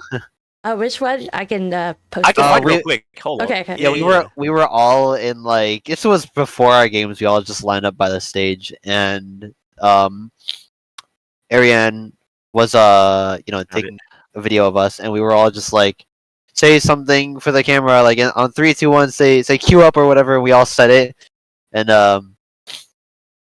yeah, it was just like all of us saying queue up, and Sir was like, games are insane, games are awesome or whatever, you know. Oh, that's It was amazing. a good time. Okay, I will. This is a good place to actually end it. Yeah, no, queue up. Definitely queue up. I feel like queue up is like the best place to end it, man. That's what it's all about, man. Getting people to queue up and just having fun, improving the region. NA as a region, not just Primal, not Aether, not Crystal, not Dynamist, right? Just the entire region as a whole. I think it's all to like play the game that we all love, man. That I love. I mean, Jay does ask, is Buzzy going to drop Monk with me and pick up Corsair and Dawn Trail is the real question. Dude, I'd follow Jay to the depths of hell, man. If he's doing that, I'm doing that. That's all I'm saying. Cute. I ship it. Yeah, bro. Jay was the homie, man. He came in so clutch for us, like for me especially, man, because he gave me a lot of like tips to improve on Monk during like my CCRC journey.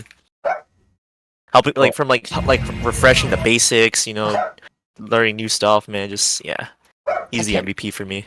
I was trying to make it big, but for some reason, Twitter doesn't let me make it big. So. Twitter's video player is absolutely dog, unfortunately. Yeah. Oh. I mean, I guess we could play it in this window if it's gonna be easier. I guess. I mean, we can more or less see, right? I can don't know. see, yeah. Yeah. So, does anyone have last-minute questions before I play this? And my dog is barking, so I gotta go soon. No. Okay, here we go. All right. Hit it, DJ. I love the way Zeke's pointing at the camera like, queue up now. And Yeah, you can see like but- me holding Boop in our Starbucks, man. Queue up now. Okay, I would like to say thank you for our guests, Tiny and Buzzy, for having this interview. I will post their socials right now so you can join and watch them. Oops, sorry. Yeah, dude, thanks for having us, man. Yeah. Like, Yeah, thank we you started. so What time much. did we start? We started like 3, right? And it's like 6:30 for me. That went by so fast. I didn't even realize. I like, doubted that we wouldn't be able to keep it going for this long, to be honest with you. But yeah, We honestly had a- probably even kept it longer. I'm not gonna lie, dude. We had like a lot to talk about. yeah, Yes. yeah. I was like, We got an a lot of the good hour. stuff out. I'm pretty sure Yeah, we're gonna right? go for a few hours. Like I said, dude, before stream started, I could have gone like all night. I was prepared to go all night. Like I said, Wait, no, this. I'm sorry, what? Oh no, I'm not saying that. I'm not saying that. You good? You good? Okay. Thank you, everyone, and thank you to my co-host Aeon. Please check him out as well. He also does PvP, and he was such a great host or co-host with me. Thank you. Yeah, good you job, very Aeon, man. So, have a good night, and everyone, queue up ranked. Queue up, queue let's up. go! Yo, I Queue up, nuked myself. everyone. I nuked myself to platinum yesterday. Let's queue Let's up. go! Platinum. Let's Yes. go! Get that profit, man. Let's go! Let's go.